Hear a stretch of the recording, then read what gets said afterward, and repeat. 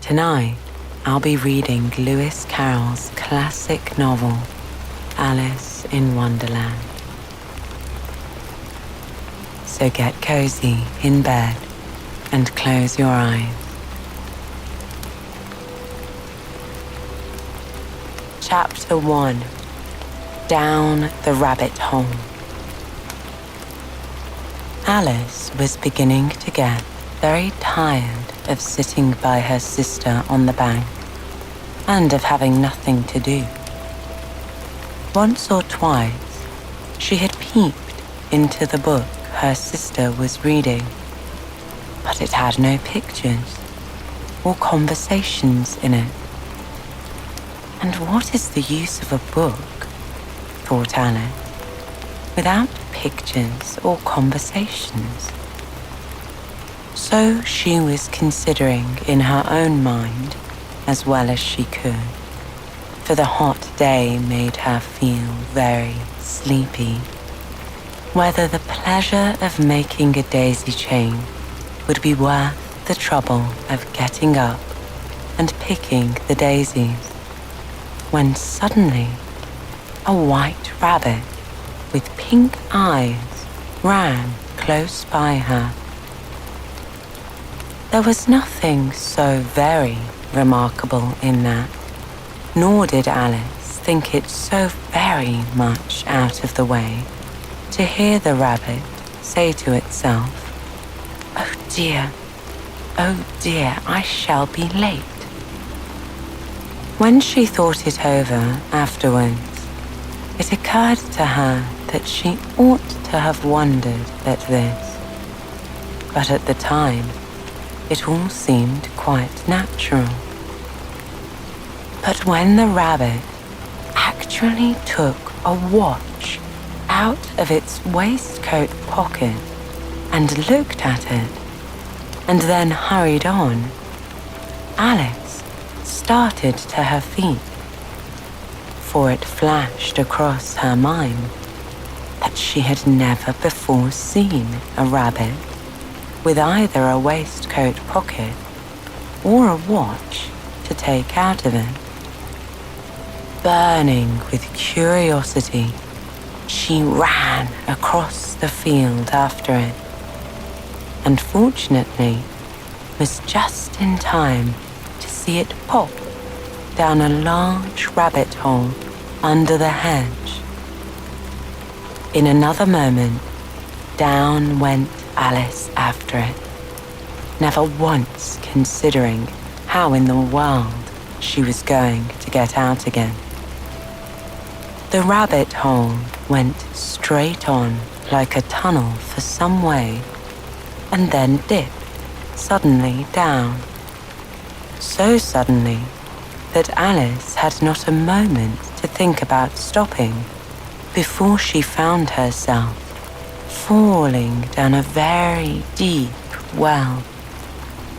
Either the well was very deep, or she fell very slowly, for she had plenty of time as she went down to look about her and to wonder what was going to happen next.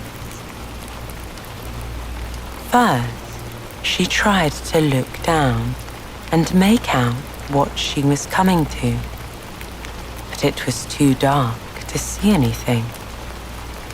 Then she looked at the sides of the well and noticed they were filled with cupboards and bookshelves.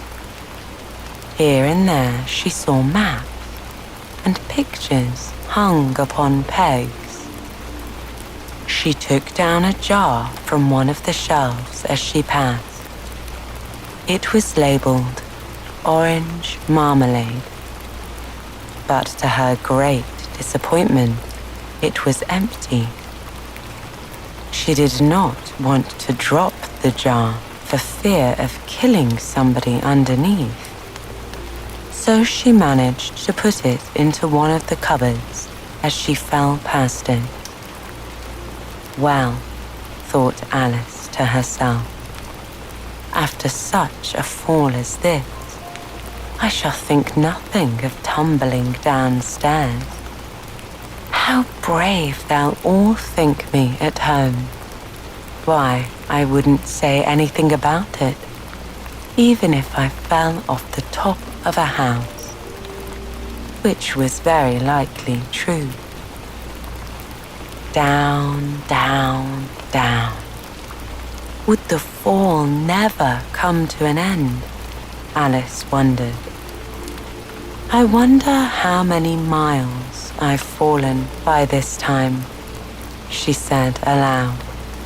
I must be getting somewhere near the center of the earth. Let me see. That would be 4,000 miles down, I think. For you see, Alice had learned several things of this sort in her lessons in the schoolroom. And although this was not a very good opportunity for showing off her knowledge, as there was no one to listen to her, still it was good practice to say it over to herself. Yes, that's about the right distance, she thought. But then I wonder what latitude or longitude I've got to. Alice had no idea what latitude was, or longitude either, but thought they were nice, grand words to say. Presently, she began again. I wonder if I shall fall right through the earth. How funny it'll seem to come out among the people that walk with their heads downward to the ground. The antipathies, I think. She was rather glad there was no one listening this time, as it didn't sound at all like the right word. But, said Alice, I shall have to ask them what the name of the country is, you know. Please, Mum, is this New Zealand or Australia? She tried to curtsy as she spoke. Fancy curtsying as you're falling through the air. Do you think you could manage it? And what an ignorant girl they'll think me for asking, said Alice. No, it'll never do to ask. Perhaps I shall see it written up somewhere. Down, down, down. There was nothing else to do, so Alice soon began talking again. Dinah will miss me very much tonight, I should think, she said. Dinah was the cat. I hope they'll remember her saucer of milk at tea time. Dinah, my dear, I wish you were down here with me. There are no mice in the air, I'm afraid. But you might catch a bat, and that's very like a mouse, you know. But do cats eat bats, I wonder? And here, Alice began to get rather sleepy, and went on saying to herself, in a dreamy sort of way, do cats eat bats? Do cats eat bats? And sometimes, do bats eat cats? For you see, as she couldn't answer either question, it didn't much matter which way she put it. She felt that she was dozing off and had just begun to dream that she was walking hand in hand with Dinah and saying to her very earnestly, Now, Dinah, tell me the truth. Did you ever eat a bat? When suddenly, thump, thump, down she came upon a heap of sticks and dry leaves, and the fall was over. Alice was not a bit hurt, and she jumped up onto her feet in a moment. She looked up, but it was all dark overhead. Before her was another long passage, and the white rabbit was still in sight, hurrying down it. There was not a moment to be lost. Away went Alice like the wind, and was just in time to hear it say, as it turned a corner, "Oh, my ears and whiskers, how late it's getting." She was close behind it when she turned the corner, but the rabbit was no longer to be seen. She found herself in a long, low hall, which was lit up by a row of lamps hanging from the roof. There were doors all around the hall, but they were all locked. And when Alice had been all the way down one side and up the other, trying every door, she walked sadly down the middle, wondering how she was ever going to get out again. Suddenly, she came upon a little three-legged table, all made of solid glass. There was nothing on it except a tiny golden key, and Alice's first thought was that it might belong to one of the doors of the hall. But alas, either the locks were too large or the key was too small. But at any rate, it would not open any of them. However, on the second time around, she came upon a low curtain she had not noticed before, and behind it was a little door about 15 inches high. She tried the little golden key in the lock, and to her great delight, it fit. Alice opened the door and found that it led to a small passage, not much larger than a rat hole. She knelt down and looked along the passage into the loveliest garden you ever saw. How she longed to get out of that dark hall and wander about among those beds of bright flowers and cool fountains. But she could not even get her head through the doorway. And even if my head would go through, thought poor Alice, it would be of very little use without my shoulders. Oh, how I wish I could fold up like a telescope. I think I could, if I only knew how to begin. For you see, so many out-of-the-way things had happened lately that Alice had begun to think that very few things indeed were really impossible. There seemed to be no use waiting by the little door. So she went back to the table, half hoping she might find another key on it, or at any rate, a book of rules for folding people up like telescopes. This time, she found a little bottle on it, which certainly was not here before, said Alice, and round the neck of the bottle was a paper label with the words, "Drink me," beautifully printed on it in large letters. It was all very well to say, "Drink me," but the wise little Alice was not going to do that in a hurry. "No, I'll look first," she said, "and see whether it's marked poison or not."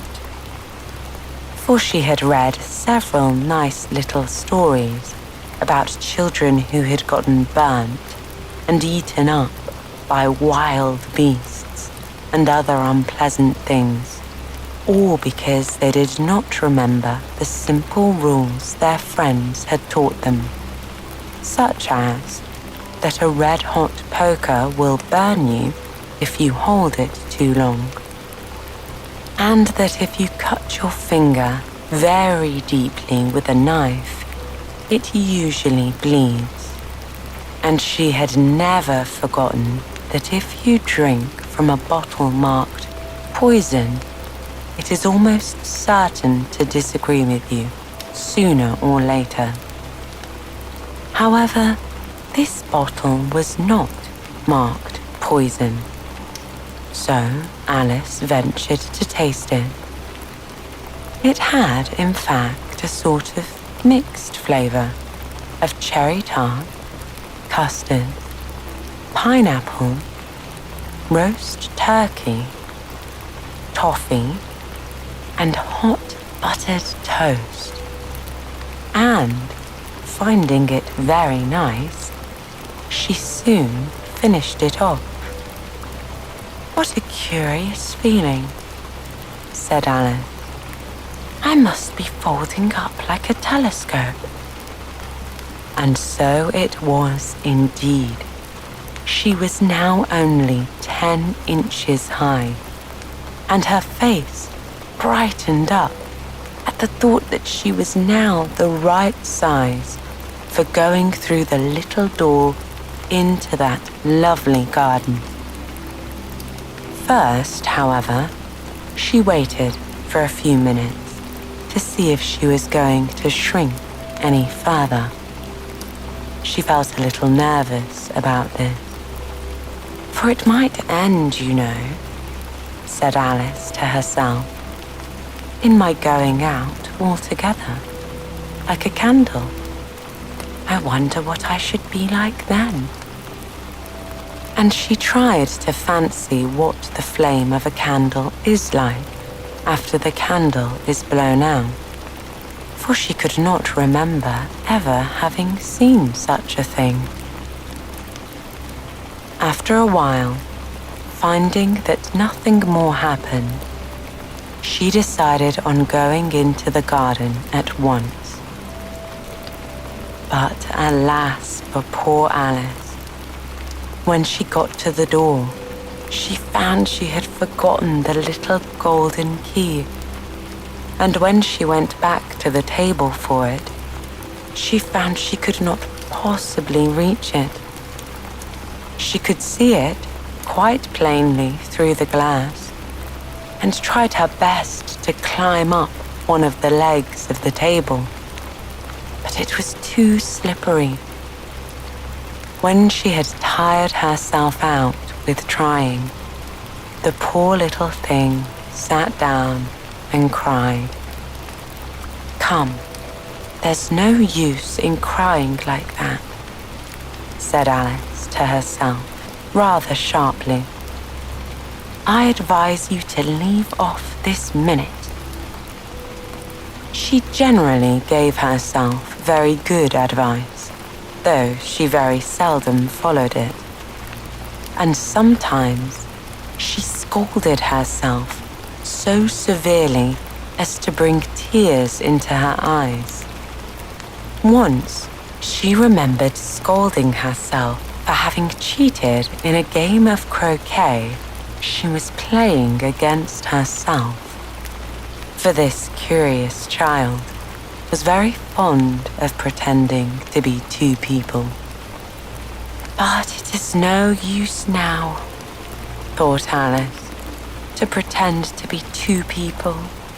Why, there's hardly enough of me left to make one respectable person." Soon, her eye fell on a little glass box that was lying under the table. She opened it and found in it a very small cake, on which the words "Eat me" were beautifully marked in currants. "Well, I'll eat it," said Alice. And if it makes me grow larger, I can reach the key. And if it makes me grow smaller, I can creep under the door. So either way, I'll get into the garden, and I don't care which happens. She ate a little bit and said anxiously to herself, "Which way? Which way?" Holding her hand on top of her head to feel which way it was growing. And she was quite surprised to find that she remained the same size. To be sure, this generally does happen when one eats cake. But Alice had gotten so much into the way of expecting nothing but out of the way things to happen that it seemed quite dull for life to go on in the common way. So she set to work and very soon finished off the cake. Chapter 2. The Pool of Tears. "Curiouser and curiouser," cried Alice. She was so surprised that for the moment she quite forgot how to speak. "Now I'm opening out like the largest telescope that ever was. Goodbye, feet." For when she looked down at her feet, they seemed to be almost out of sight. They were getting so far off. "Oh, my poor little feet. I wonder who will put on your shoes and stockings for you now, dears. I'm sure I shan't be able. I shall be a great deal too far off to trouble myself about you. You must manage the best way you can. But I must be kind to them," thought Alice. "Or perhaps they won't walk the way I want to go. Let me see. I'll give them a new pair of boots every Christmas." And she went on planning to herself how she would manage it. They must go by the mail carrier, she thought. And how funny it'll seem, sending presents to one's own feet. And how odd the directions will look. I shall address the package to Alice's right foot, Esquire, hearth rug near the fender, with Alice's love. Oh dear, what nonsense I am talking. Just then, her head struck against the roof of the hall. In fact, she was now more than 9 feet high, and she at once took up the little golden key and hurried off to the garden door. Poor Alice.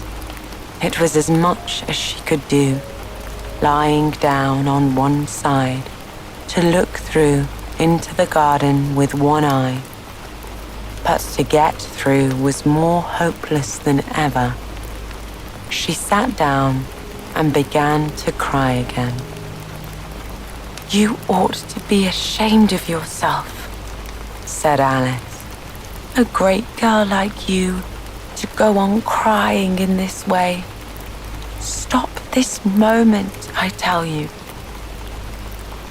But she went on all the same, shedding gallons of tears, until there was a large pool all around her, about 4 inches deep and reaching halfway down the hall. After a time, she heard a little pattering of feet in the distance, and she hastily dried her eyes to see what was coming. It was the White Rabbit returning, splendidly dressed, with a pair of white kid gloves in one hand and a large fan in the other. He came trotting along in a great hurry, muttering to himself as he came. "Oh, the Duchess, the Duchess. Oh, won't she be angry if I've kept her waiting?" Alice felt so desperate that she was ready to ask anyone for help. So, when the rabbit came near her, she began in a low, timid voice. "If you please, sir." The rabbit started violently, dropped the white kid gloves and the fan, and scurried away into the darkness as hard as he could go. Alice took up the fan and gloves, and as the hall was very hot, she kept fanning herself all the time she went on talking. "Dear, dear, how strange everything is today. And yesterday things went on as usual. I wonder if I've been changed in the night. Let me think. Was I the same when I got up this morning? I almost think I can remember feeling a little different. But if I'm not the same, the next question is, who in the world am I? Oh, that's the great puzzle." And she began thinking over all the children she knew that were of the same age as herself, to see if she could have been changed into any of them. "I'm sure I'm not Ada," she said, "for her hair goes in such long ringlets, and mine doesn't go in ringlets at all. And I'm sure I can't be Mabel, for I know all sorts of things, and she knows such a very little. Besides, she's she, and I'm I, and oh dear, how puzzling it all is." Alice continued, "I'll try to see if I know all the things I used to know. Let me see. 4 times 5 is 12, and 4 times 6 is 13, and 4 times 7 is... Oh dear, I shall never get to 20 at that rate. However, the multiplication table doesn't signify. Let's try geography. London is the capital of Paris, and Paris is the capital of Rome, and Rome... No, that's all wrong, I'm certain. I must have been changed for Mabel. I'll try to recite a poem I know." And she crossed her hands on her lap as if she were saying lessons, and began to repeat it. But her voice sounded hoarse and strange, and the words did not come the same as they used to. "How doth the little crocodile improve his shining tail, and pour the waters of the Nile on every golden scale. How cheerfully he seems to grin, how neatly spread his claws, and welcome little fishes in with gently smiling jaws." "I'm sure those are not the right words," said poor Alice, and her eyes filled with tears again as she went on.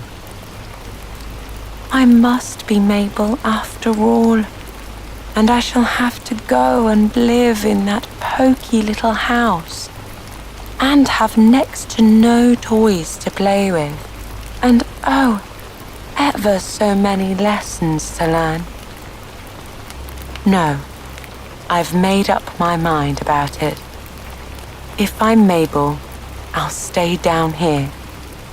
It'll be no use for them to put their heads down and say, "Come up again, dear."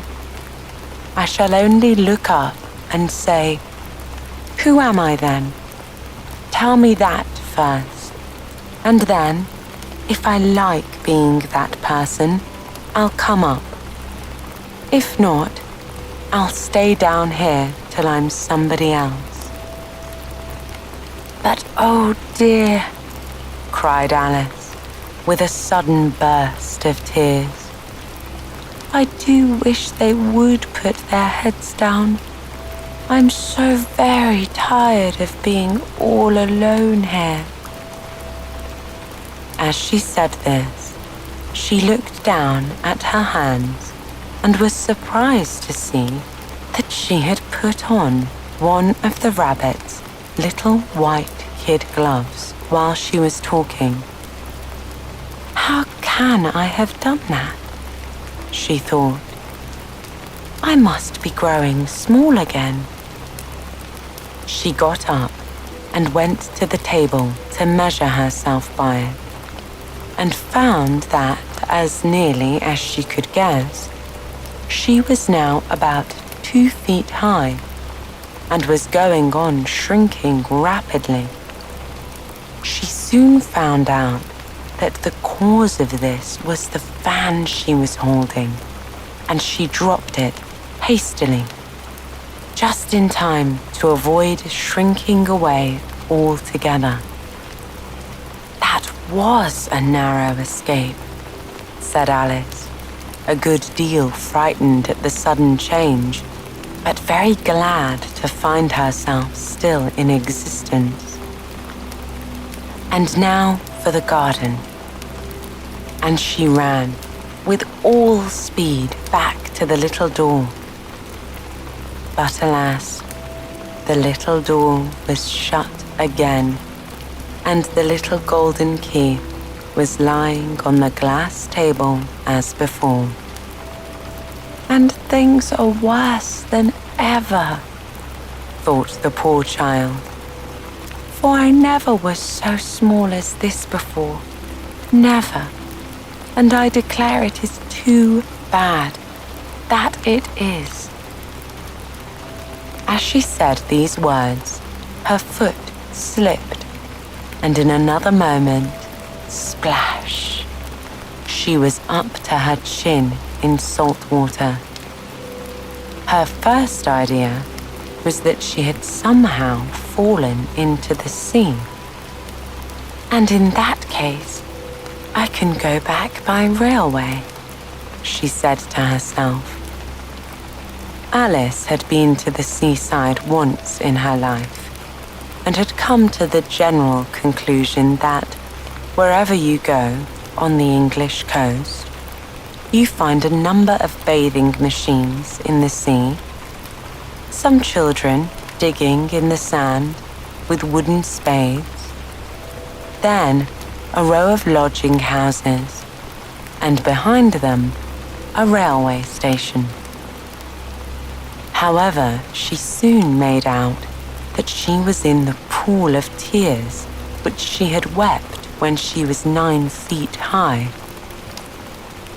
"I wish I hadn't cried so much," said Alice as she swam about, trying to find her way out.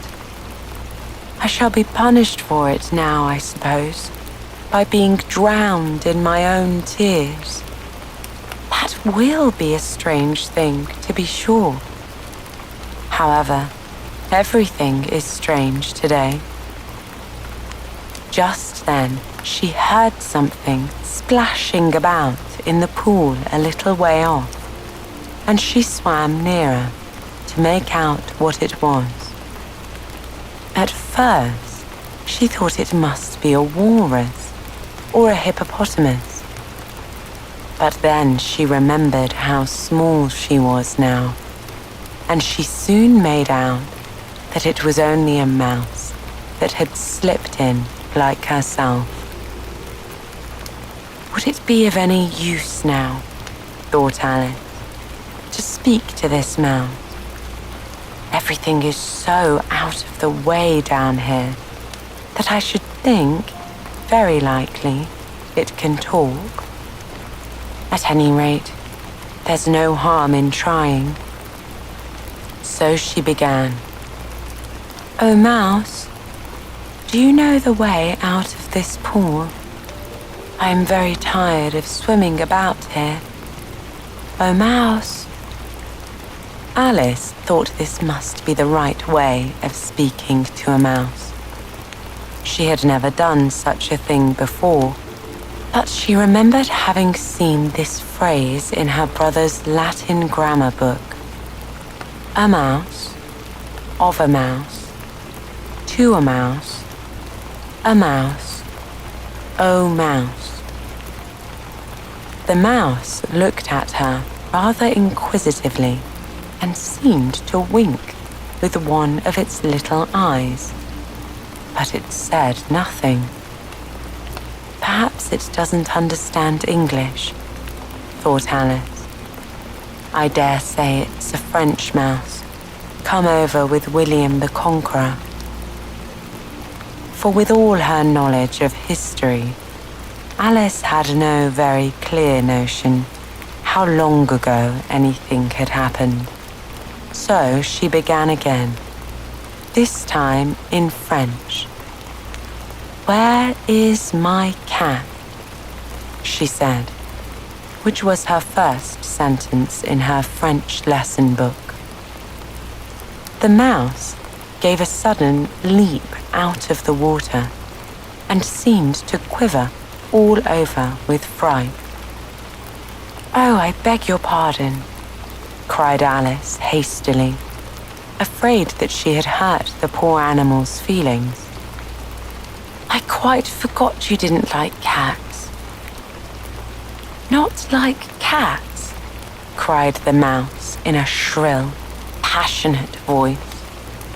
Would you like cats if you were me? Well, perhaps not, said Alice in a soothing tone. Don't be angry about it. And yet, I wish I could show you our cat, Dinah. I think you'd take a fancy to cats if you could only see her. She is such a dear, quiet thing. Alice went on, half to herself, as she swam lazily about in the pool. And she sits purring so nicely by the fire, licking her paws and washing her face.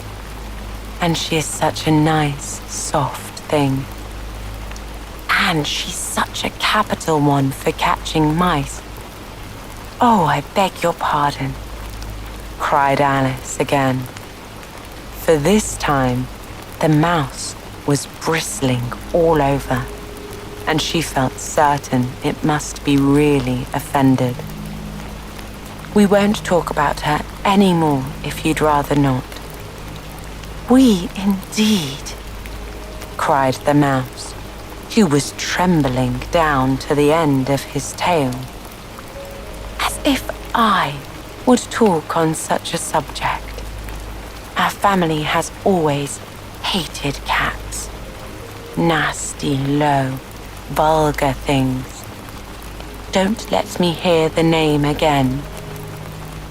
I won't indeed, said Alice, in a great hurry to change the subject of conversation. Are you fond of dogs? The mouse did not answer. So Alice went on eagerly. There is such a nice little dog near our house I should like to show you. A little bright-eyed terrier, you know, with oh such long curly brown hair. And it'll fetch things when you throw them. And it'll sit up and beg for its dinner and all sorts of things. I can't remember half of them. And it belongs to a farmer, you know. And he says it's so useful. It's worth £100. He says it kills all the rats and "Oh dear," cried Alice in a sorrowful tone. "I'm afraid I've offended it again." For the mouse was swimming away from her as hard as it could go, and making quite a commotion in the pool as it went. So she called softly after it, "Mouse dear, do come back again, and we won't talk about cats or dogs either if you don't like them." When the mouse heard this, it turned round and swam slowly back to her. Its face was quite pale, and it said in a low, trembling voice, "Let us get to the shore, and then I'll tell you my history, and you'll understand why it is I hate cats and dogs." It was high time to go, for the pool was getting quite crowded with birds and animals that had fallen into it. There was a duck and a dodo, a parrot and an eaglet, and several other curious creatures. Alice led the way, and the whole party swam to the shore.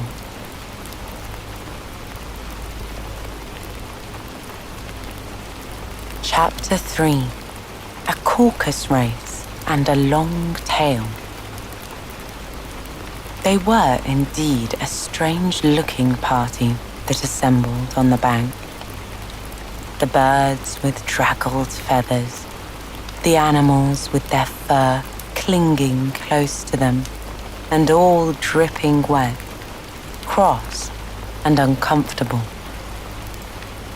The first question, of course, was how to get dry again. They had a consultation about this, and after a few minutes, it seemed quite natural to Alice to find herself talking familiarly with them, as if she had known them all her life. Indeed, she had quite a long argument with the parrot, who at last turned sulky and would only say, "I'm older than you and must know better." And this Alice would not allow without knowing how old it was. And as the parrot positively refused to tell its age, there was no more to be said. At last, the mouse, who seemed to be a person of authority among them, called out, "Sit down, all of you, and listen to me. I'll soon make you dry enough." They all sat down at once in a large ring, with the mouse in the middle. Alice kept her eyes anxiously fixed on it, for she felt sure she would catch a bad cold if she did not get dry very soon. "Ahem," said the mouse, with an important air. "Are you all ready? This is the driest thing I know. Silence all around, if you please." And the mouse began to tell a very dry story indeed. William the Conqueror, whose cause was favoured by the Pope, was soon submitted to by the English, who wanted leaders and had been of late very much accustomed to usurpation and conquest. Edwin and Morcar, the Earls of Mercia and Northumbria, "Ugh," said the parrot with a shiver. "I beg your pardon," said the mouse, frowning, but very politely. "Did you speak?" "Not I," said the parrot, hastily. "I thought you did," said the mouse. "I shall proceed. Edwin and Morcar, the Earls of Mercia and Northumbria, declared for him, And even Stigand, the patriotic Archbishop of Canterbury, found it advisable. Found what? Said the duck. Found it, the mouse replied, rather crossly. Of course you know what it means. I know what it means well enough when I find a thing, said the duck. It's generally a frog or a worm. The question is, what did the Archbishop find?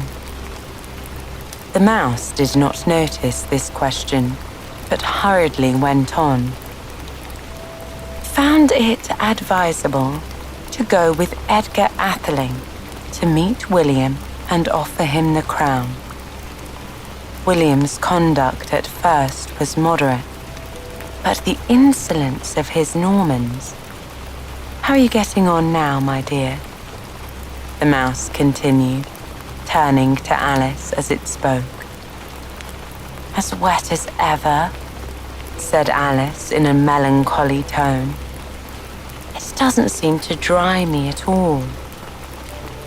In that case, said the dodo, solemnly rising to its feet, I move that the meeting adjourn for the immediate adoption of more energetic remedies. Speak English, said the eaglet. I don't know the meaning of half those long words, and what's more, I don't believe you do either. And the eaglet bent down its head to hide a smile. Some of the other birds tittered audibly. What I was going to say, said the dodo in an offended tone, was that the best thing to get us dry would be a caucus race. What is a caucus race? Said Alice. Not that she much wanted to know, but the dodo had paused, as if it thought somebody ought to speak, and no one else seemed inclined to say anything. Why, said the dodo, the best way to explain it is to do it. And as you might like to try the thing for yourself some winter day, I will tell you how the dodo managed it. First, it marked out a racecourse in a sort of circle.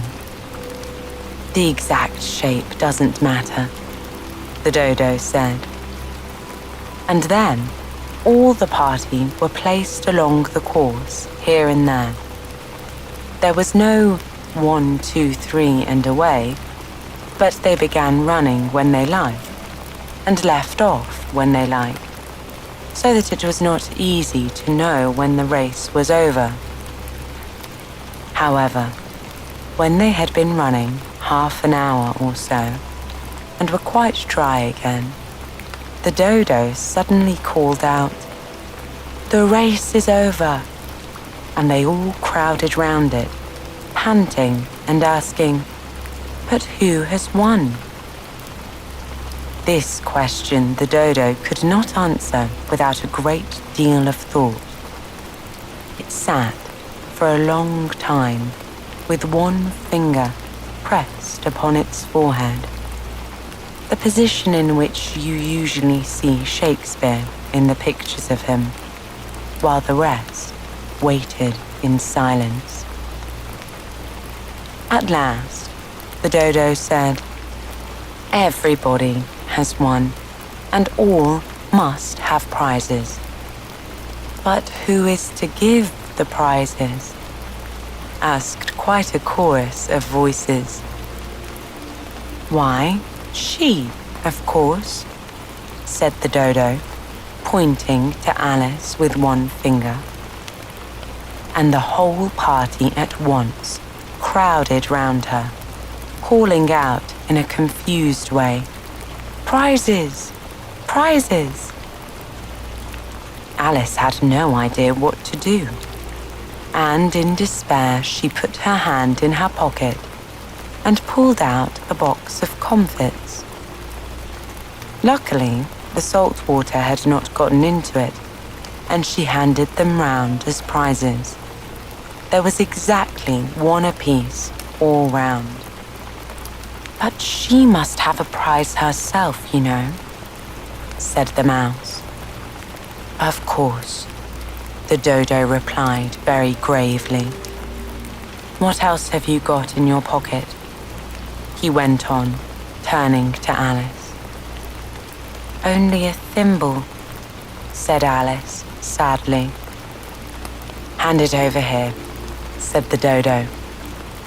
Then they all crowded round her once more, while the dodo solemnly presented the thimble, saying, "We beg your acceptance of this elegant thimble." And when it had finished this short speech, they all cheered. Alice thought the whole thing very absurd, but they all looked so grave that she did not dare to laugh. And as she could not think of anything to say, she simply bowed and took the thimble, looking as solemn as she could. The next thing was to eat the comfits. This caused some noise and confusion, as the large birds complained they could not taste theirs, and the small ones choked and had to be patted on the back. However, it was over at last, and they sat down again in a ring and begged the mouse to tell them something more. "You promised to tell me your history, you know," said Alice, "and why it is you hate C and D," she added in a whisper, half afraid that it would be offended again. "Mine is a long and sad tale," said the mouse, turning to Alice and sighing. "It is a long tale, certainly," said Alice, looking down with wonder at the mouse's tail. "But why do you call it sad?" And she kept on puzzling about it while the mouse was speaking, so that her idea of the tale was something like this. Fury said to a mouse that he met in the house, "Let us both go to law. I will prosecute you. Come, I'll take no denial. We must have a trial. For really, this morning, I've nothing to do." Said the mouse to the cur, "Such a trial, dear sir, with no jury or judge, would be wasting our breath." "I'll be judge, I'll be jury," said cunning old Fury. "I'll try the whole cause and condemn you to death." "You are not paying attention," said the mouse to Alice severely. "What are you thinking of?" "I beg your pardon," said Alice very humbly. "You had got to the 5th bend of your tail, I think." "I had not," cried the mouse sharply and very angrily. "You have not," said Alice, always ready to make herself useful and looking anxiously about her. "Oh, do let me help you undo it." "I shall do nothing of the sort," said the mouse, getting up and walking away. "You insult me by talking such nonsense." "I didn't mean it," pleaded poor Alice. "But you're so easily offended, you know." The mouse only growled in reply. "Please come back and finish your story," Alice called after it, and the others all joined in chorus. "Yes, please do." But the mouse only shook its head impatiently and walked a little quicker. "What a pity it wouldn't stay," sighed the parrot as soon as it was out of sight. An old crab took the opportunity of saying to her daughter, "Ah, my dear, let this be a lesson to you. Never lose your temper." "Hold your tongue, Ma," said the young crab, a little snappishly. "You're enough to try the patience of an oyster." "I wish I had our Dinah here. I know I do," said Alice aloud, addressing nobody in particular. "She'd soon fetch it back." "And who is Dinah, if I may venture to ask the question?" said the parrot. Alice replied eagerly, for she was always ready to talk about her pet. "Dinah's our cat, and she's such a capital one for catching mice, you can't think. And oh, I wish you could see her after the birds. Why, she'll eat a little bird as soon as look at it." This speech caused a remarkable sensation among the party. Some of the birds hurried off at once. One old magpie began wrapping itself up very carefully, remarking, "I really must be getting home. The night air doesn't suit my throat." And a canary called out in a trembling voice to its children, "Come away, my dears. It's high time you were all in bed." On various pretexts, they all moved off, and Alice was soon left alone. "I wish I hadn't mentioned Dinah," she said to herself in a melancholy tone. "Nobody seems to like her down here, and I'm sure she's the best cat in the world. Oh, my dear Dinah, I wonder if I shall ever see you anymore." And here, poor Alice began to cry again, for she felt very lonely and low-spirited. In a little while, however, she heard a little pattering of footsteps in the distance, and she looked up eagerly, half hoping that the mouse had changed its mind and was coming back to finish its story. Chapter 4. The rabbit sends in a little bill. It was the white rabbit, trotting slowly back again and looking anxiously about it as it went, as if it had lost something. And Alice heard it muttering to itself, "The Duchess, the Duchess. Oh, my dear paws. Oh, my fur and whiskers. She'll get me executed as sure as ferrets are ferrets. Where can I drop them, I wonder?" Alice guessed in a moment that it was looking for the fan and the pair of white kid gloves, and she very good-naturedly began hunting about for them, but they were nowhere to be seen. Everything seemed to have changed since her swim in the pool, and the great hall, with the glass table and the little door, had vanished completely. Very soon, the rabbit noticed Alice as she went hunting about, and called out to her in an angry tone, "Why, Marianne, what are you doing out here? Run home this moment and fetch me a pair of gloves and a fan. Quick now." And Alice was so frightened that she ran off at once in the direction it pointed to, without trying to explain the mistake it had made. "It took me for his housemaid," she said to herself as she ran. "How surprised he'll be when he finds out who I am. But I'd better take him his fan and gloves. That is, if I can find them." As she said this, she came upon a neat little house, on the door of which was a bright brass plate with the name W. Rabbit engraved upon it.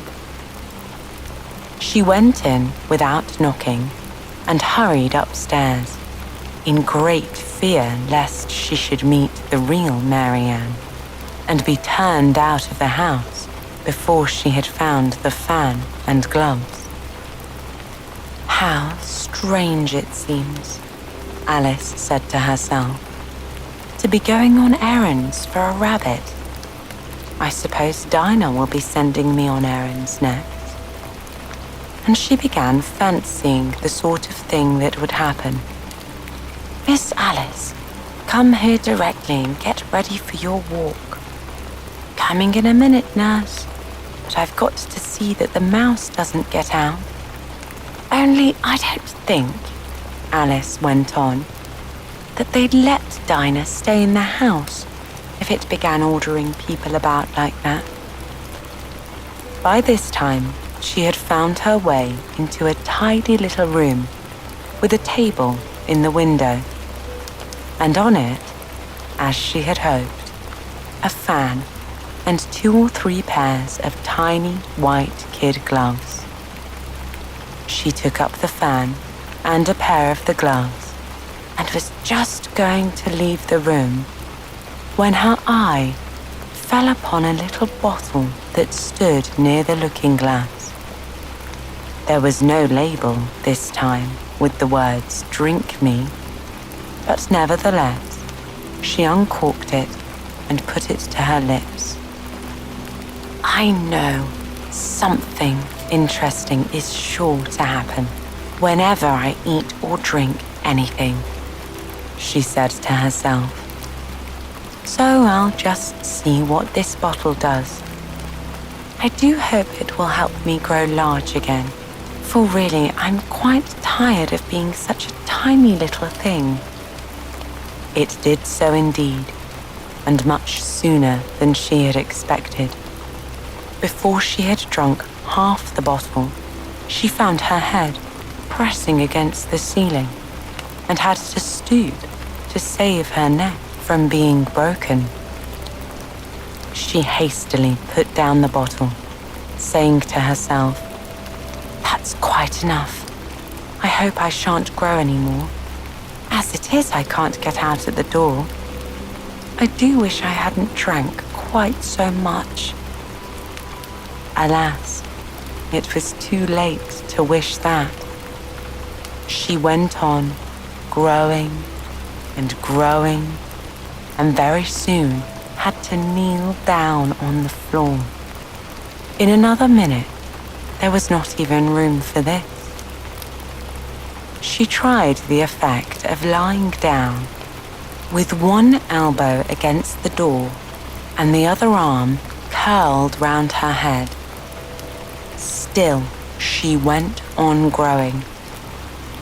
As a last resource, she put one arm out of the window and one foot up the chimney and said to herself, "Now I can do no more whatever happens. What will become of me?" Luckily for Alice, the little magic bottle had now had its full effect, and she grew no larger. Still, it was very uncomfortable, and as there seemed to be no sort of chance of her ever getting out of the room again, no wonder she felt unhappy. It was much pleasanter at home, thought poor Alice, when one wasn't always growing larger and smaller and being ordered about by mice and rabbits. I almost wish I hadn't gone down that rabbit hole. And yet, it is rather curious, you know, this sort of life. I do wonder what can have happened to me. When I used to read fairy tales, I fancied that kind of thing never happened. And now here I am, in the middle of one.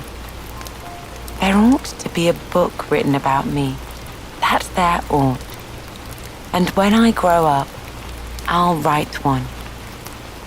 But I'm grown up now, she added in a sorrowful tone. At least there's no room to grow up any more here. But then, thought Alice, shall I never get any older than I am now? That'll be a comfort, one way, never to be an old woman.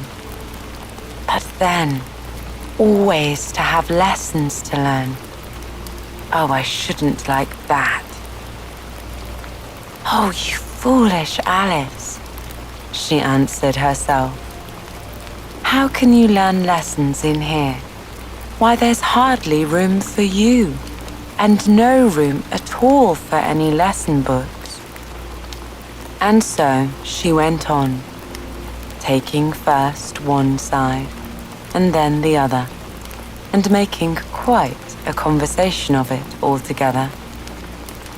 But after a few minutes, she heard a voice outside and stopped to listen. "Marianne, Marianne," said the voice, "fetch me my gloves this moment." Then came a little pattering of feet on the stairs. Alice knew it was the rabbit coming to look for her, and she trembled till she shook the house, quite forgetting that she was now about 1,000 times as large as the rabbit, and had no reason to be afraid of it. Presently, the rabbit came up to the door and tried to open it. But as the door opened inwards, and Alice's elbow was pressed hard against it, that attempt proved a failure. Alice heard it say to itself, "Then I'll go round and get in at the window." "That you won't," thought Alice. And after waiting till she fancied she heard the rabbit just under the window, she suddenly spread out her hand and made a snatch in the air. She did not get hold of anything, but she heard a little shriek and a fall and a crash of broken glass, from which she concluded that it was just possible the rabbit had fallen into a cucumber frame or something of the sort for growing vegetables. Next came an angry voice, the rabbit's. "Pat, Pat, where are you?" And then a voice she had never heard before. "Sure then, I'm here, digging for apples, Your Honor." "Digging for apples indeed," said the rabbit angrily. "Here, come and help me out of this." She heard the sound of more broken glass. "Now tell me, Pat, what's in that window?" said the rabbit. "It's an arm, Your Honor." "An arm, you goose? Whoever saw one that size? Why, it fills the whole window," said the rabbit. "Sure it does, Your Honor, but it's an arm for all that." "Well, it's got no business there at any rate," said the rabbit. "Go and take it away." There was a long silence after this, and Alice could only hear whispers now and then, such as, "Sure I don't like it, Your Honor, at all, and "Do as I tell you, you coward." And at last, she spread out her hand again and made another snatch in the air. This time, there were 2 little shrieks and more sounds of broken glass. What a number of cucumber frames there must be, thought Alice, I wonder what they'll do next. As for pulling me out of the window, I only wish they could. I'm sure I don't want to stay in here any longer. She waited for some time without hearing anything more. At last came a rumbling of little cartwheels and the sound of a good many voices, all talking together. She made out the words, "Where's the other ladder? Why, I hadn't thought to bring but one. Bill's got the other. Bill, fetch it here, lad. Here, put 'em up at this corner. No, tie 'em together first. They don't reach half high enough yet. Oh, they'll do well enough. Don't be particular. Here, Bill, catch hold of this rope. Will the roof bear the strain? Mind that loose slate. Oh, it's coming down. Heads up below." There was a loud crash, and the voices continued. "Now who did that?" "It was Bill, I fancy." "Who's to go down the chimney?" "Nay, I shan't be the one. You do it." "That I won't, then." "Bill's to go down." "Here, Bill, the master says you're to go down the chimney." "Oh, so Bill's got to come down the chimney, has he?" said Alice to herself. "Why, they seem to put everything upon Bill. I wouldn't be in Bill's place for a good deal.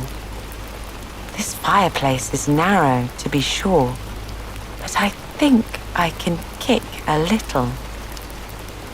She drew her foot as far down the chimney as she could and waited till she heard a little animal. She couldn't guess what sort it was, scratching and scrambling about in the chimney close above her. Then, saying to herself, "This is Bill," she gave one sharp kick and waited to see what would happen next. The first thing she heard was a general chorus of, "There goes Bill." Then the rabbit's voice came along. "Catch him, you by the hedge." Then silence. And then another confusion of voices. "Hold up his head. Give him some brandy. Now don't choke him.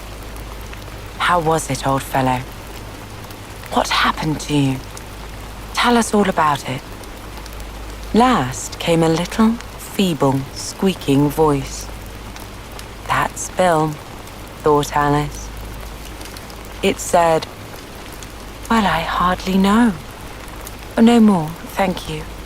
I'm better now, but I'm a deal too flustered to tell you.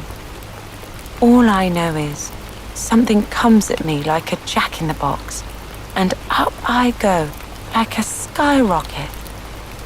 "So you did, old fellow," said the others. "We must burn the house down," said the rabbit's voice, and Alice called out as loud as she could, "If you do, I'll set Dinah at you." There was a dead silence instantly, and Alice thought to herself, "I wonder what they will do next. If they had any sense, they'd take the roof off." After a minute or two, they began moving about again, and Alice heard the rabbit say, "A barrowful will do, to begin with." "A barrowful of what?" thought Alice. But she had not long to doubt, for the next moment a shower of little pebbles came rattling in at the window, and some of them hit her in the face. "I'll put a stop to this," she said to herself, and shouted out, "You'd better not do that again," which produced another dead silence. Alice noticed with some surprise that the pebbles were all turning into little cakes as they lay on the floor, and a bright idea came into her head.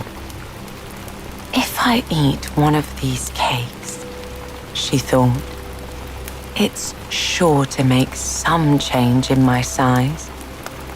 And as it can't possibly make me larger, it must make me smaller, I suppose."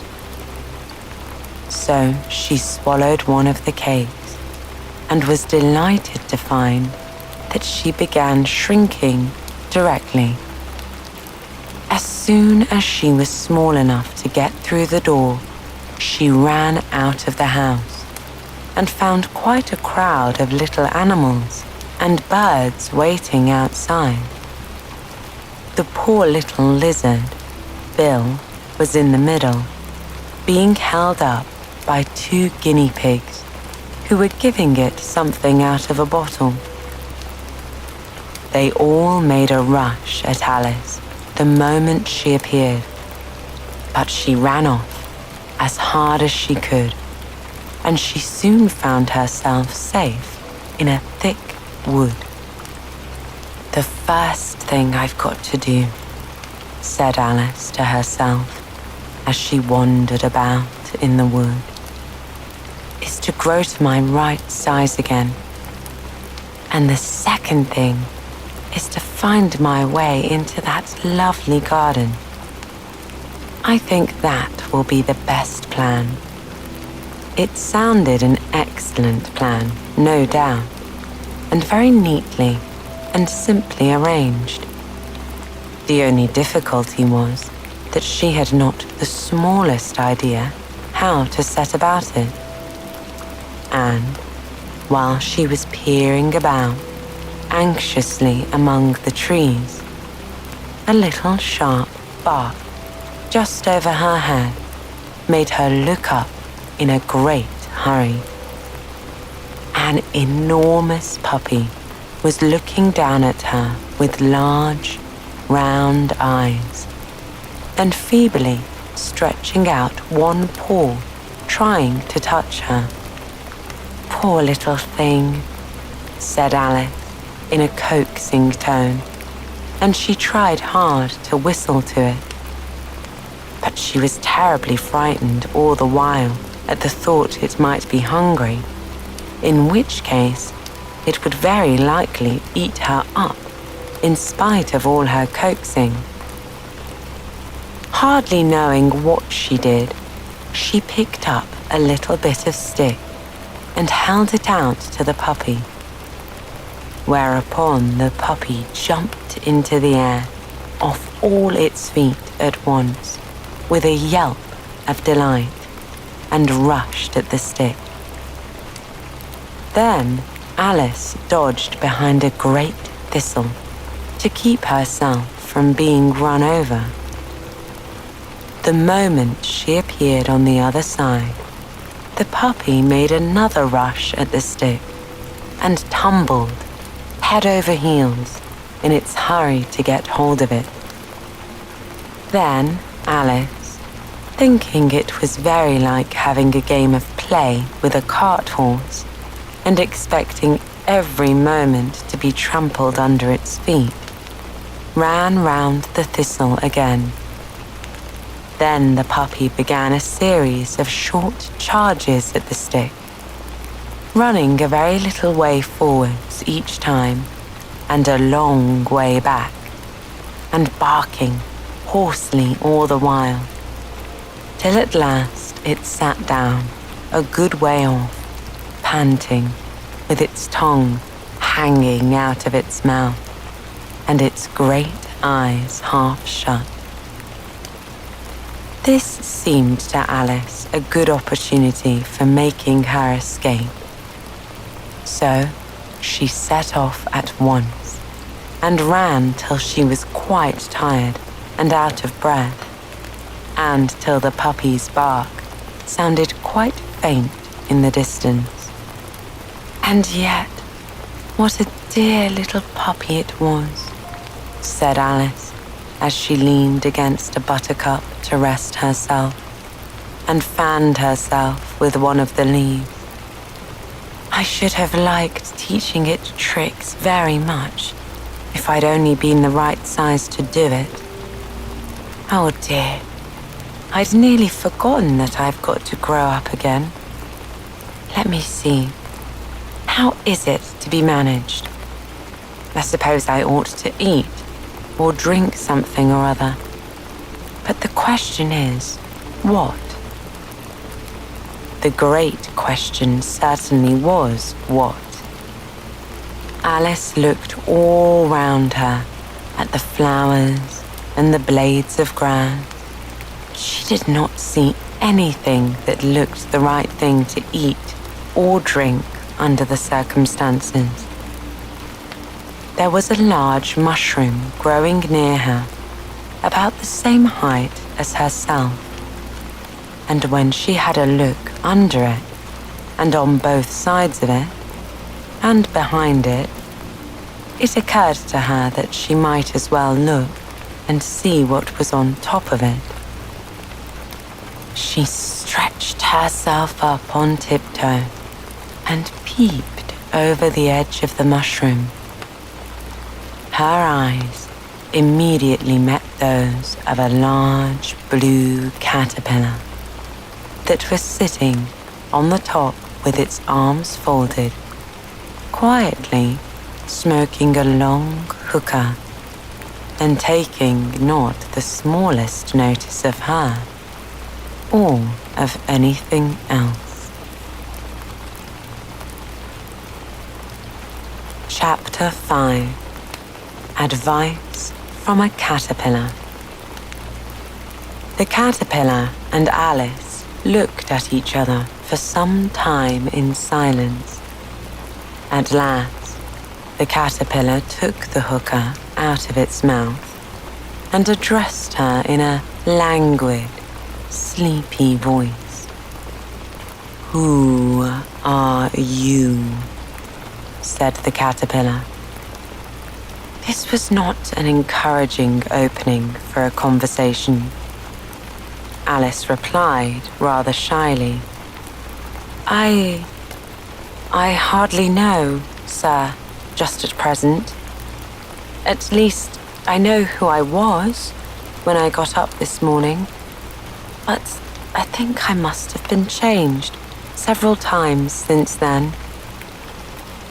"What do you mean by that?" said the caterpillar sternly. "Explain yourself." "I can't explain myself, I'm afraid, sir," said Alice, "because I'm not myself, you see." "I don't see," said the caterpillar.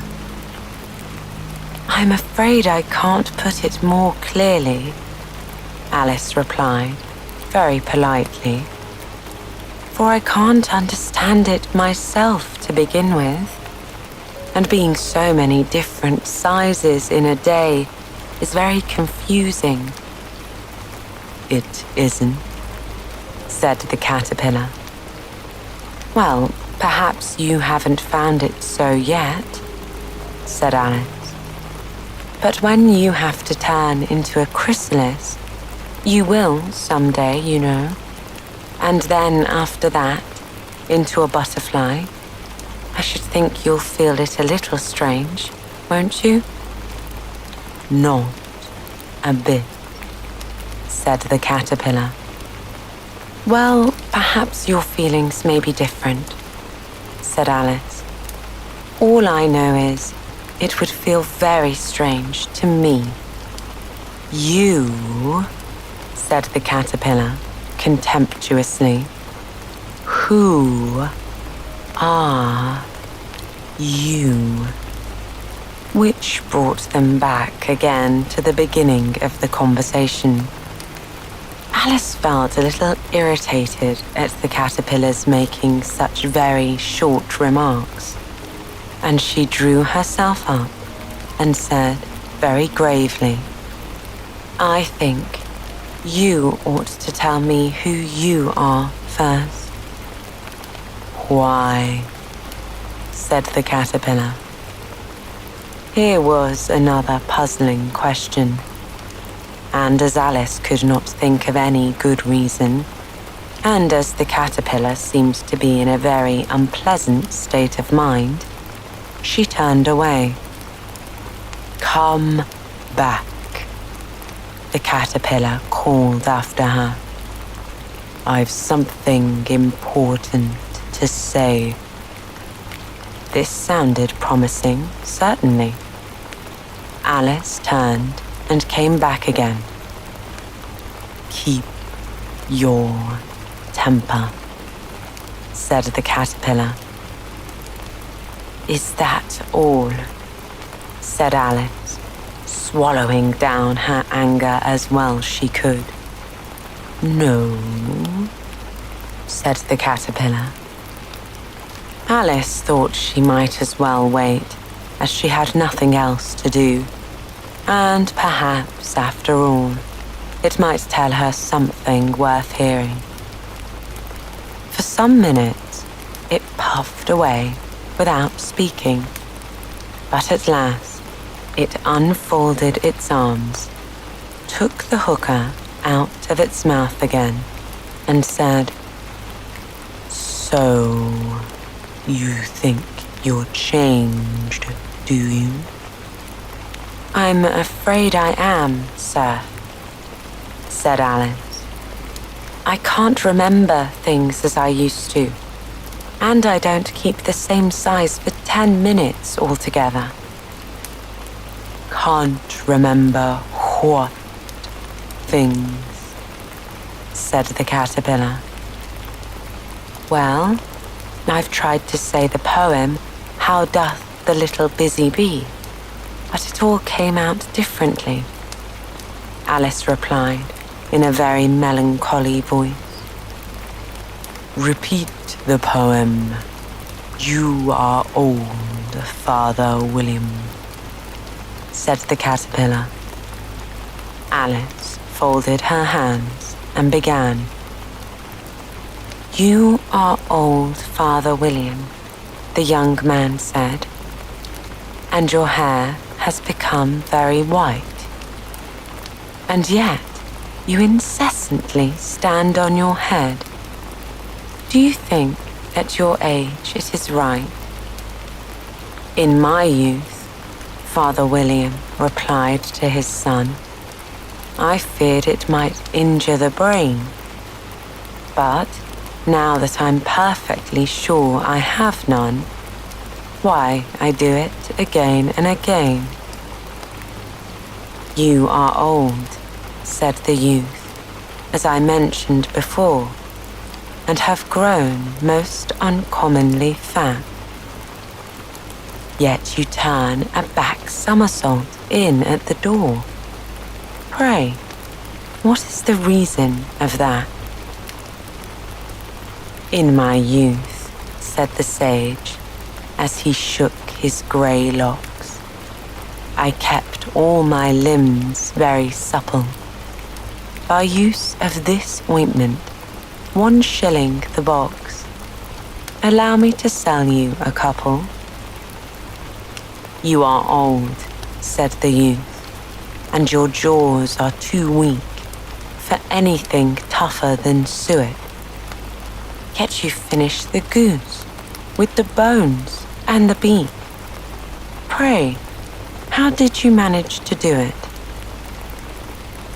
"In my youth," said his father, "I took to the law and argued each case with my wife, and the muscular strength which it gave to my jaw has lasted the rest of my life." "You are old," said the youth. "One would hardly suppose that your eye was as steady as ever. yet you balanced an eel on the end of your nose. What made you so awfully clever? I have answered 3 questions, and that is enough, said his father. Don't give yourself airs. Do you think I can listen all day to such stuff? Be off, or I'll kick you downstairs. That is not said right, said the caterpillar. Not quite right, I'm afraid, said Alice timidly. Some of the words have got altered. It is wrong from beginning to end, said the caterpillar decidedly, and there was silence for some minutes. The caterpillar was first to speak. What size do you want to be? It asked. Oh, I'm not particular as to size, Alice hastily replied. Only one doesn't like changing so often, you know. I don't know, said the caterpillar. Alice said nothing. She had never been so contradicted in her life before, and she felt she was losing her temper. Are you content now? Said the caterpillar.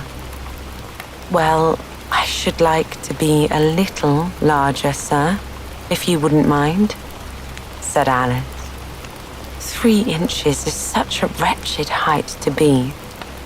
It is a very good height indeed, said the caterpillar, angrily, rearing itself upright as it spoke. It was exactly 3 inches high. But I'm not used to it, pleaded Alice in a piteous tone, and she thought to herself, I wish the creatures wouldn't be so easily offended. You'll get used to it in time, said the caterpillar, and it put the hookah into its mouth and began smoking again. This time, Alice waited patiently until it chose to speak again. In a minute or 2, the caterpillar took the hookah out of its mouth and yawned once or twice and shook itself. Then it got down off the mushroom and crawled away in the grass, merely remarking as it went, one side will make you grow taller, and the other side will make you grow shorter. One side of what? The other side of what? Thought Alice to herself. Of the mushroom, said the caterpillar, just as if she had asked the question aloud. And in another moment, it was out of sight. Alice remained looking thoughtfully at the mushroom for a minute, trying to make out which were the 2 sides of it. And as it was perfectly round, she found this a very difficult question. However, at last, she stretched her arms round it as far as they would go, and broke off a bit of the edge with each hand. And now, which is which? She said to herself, and nibbled a little of the right-hand bit to try the effect. The next moment, she felt a violent blow underneath her chin. It had struck her foot. She was a good deal frightened by this very sudden change, but she felt there was no time to be lost, as she was shrinking rapidly. So she set to work at once to eat some of the other bit. Her chin was pressed so closely against her foot that there was hardly room to open her mouth. But she did it at last and managed to swallow a morsel of the left-hand bit. "Come, my head's free at last," said Alice in a tone of delight, which changed into alarm in another moment when she found that her shoulders were nowhere to be found. All she could see when she looked down was an immense length of neck, which seemed to rise like a stalk out of a sea of green leaves that lay far below her. "What can all that green stuff be?" said Alice. "And where have my shoulders got to? And oh, my poor hands, how is it I can't see you?" She was moving them about as she spoke, but no results seemed to follow, except a little shaking among the distant leaves. As there seemed to be no chance of getting her hands up to her head, she tried to get her head down to them and was delighted to find that her neck would bend about easily in any direction, like a serpent. She had just succeeded in curving it down into a graceful zigzag and was going to dive in among the leaves, which she found to be nothing but the tops of the trees under which she had been wandering, when a sharp hiss made her draw back in a hurry. A large pigeon had flown into her face and was flapping at her violently with its wings. "Serpent!" screamed the pigeon. "I'm not a serpent," said Alice indignantly. "Let me alone." "Serpent, I say again," repeated the pigeon, but in a more subdued tone, and added with a kind of sob, "I've tried every way, and nothing seems to suit them." "I haven't the least idea what you're talking about," said Alice. "I've tried the roots of trees, and I've tried banks, and I've tried hedges," the pigeon went on without paying attention to her. "But those serpents, there's no pleasing them."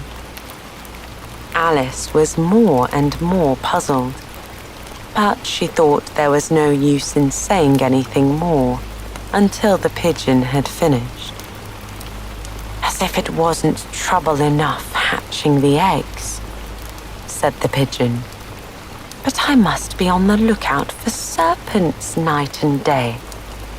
Why, I haven't had a wink of sleep these 3 weeks." "I'm very sorry you've been annoyed," said Alice, who was beginning to see its meaning.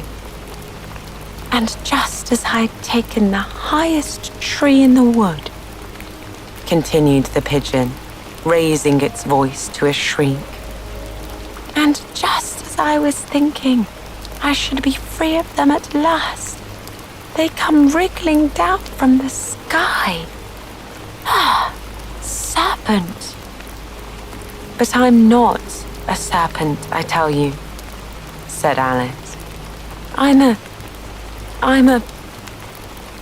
"Well, what are you?" said the pigeon. "I can see you're trying to invent something." I'm a little girl," said Alice, rather doubtfully, as she remembered the number of changes she had gone through that day. "A likely story indeed," said the pigeon, in a tone of the deepest contempt. "I've seen a good many little girls in my time, but never one with such a neck as that.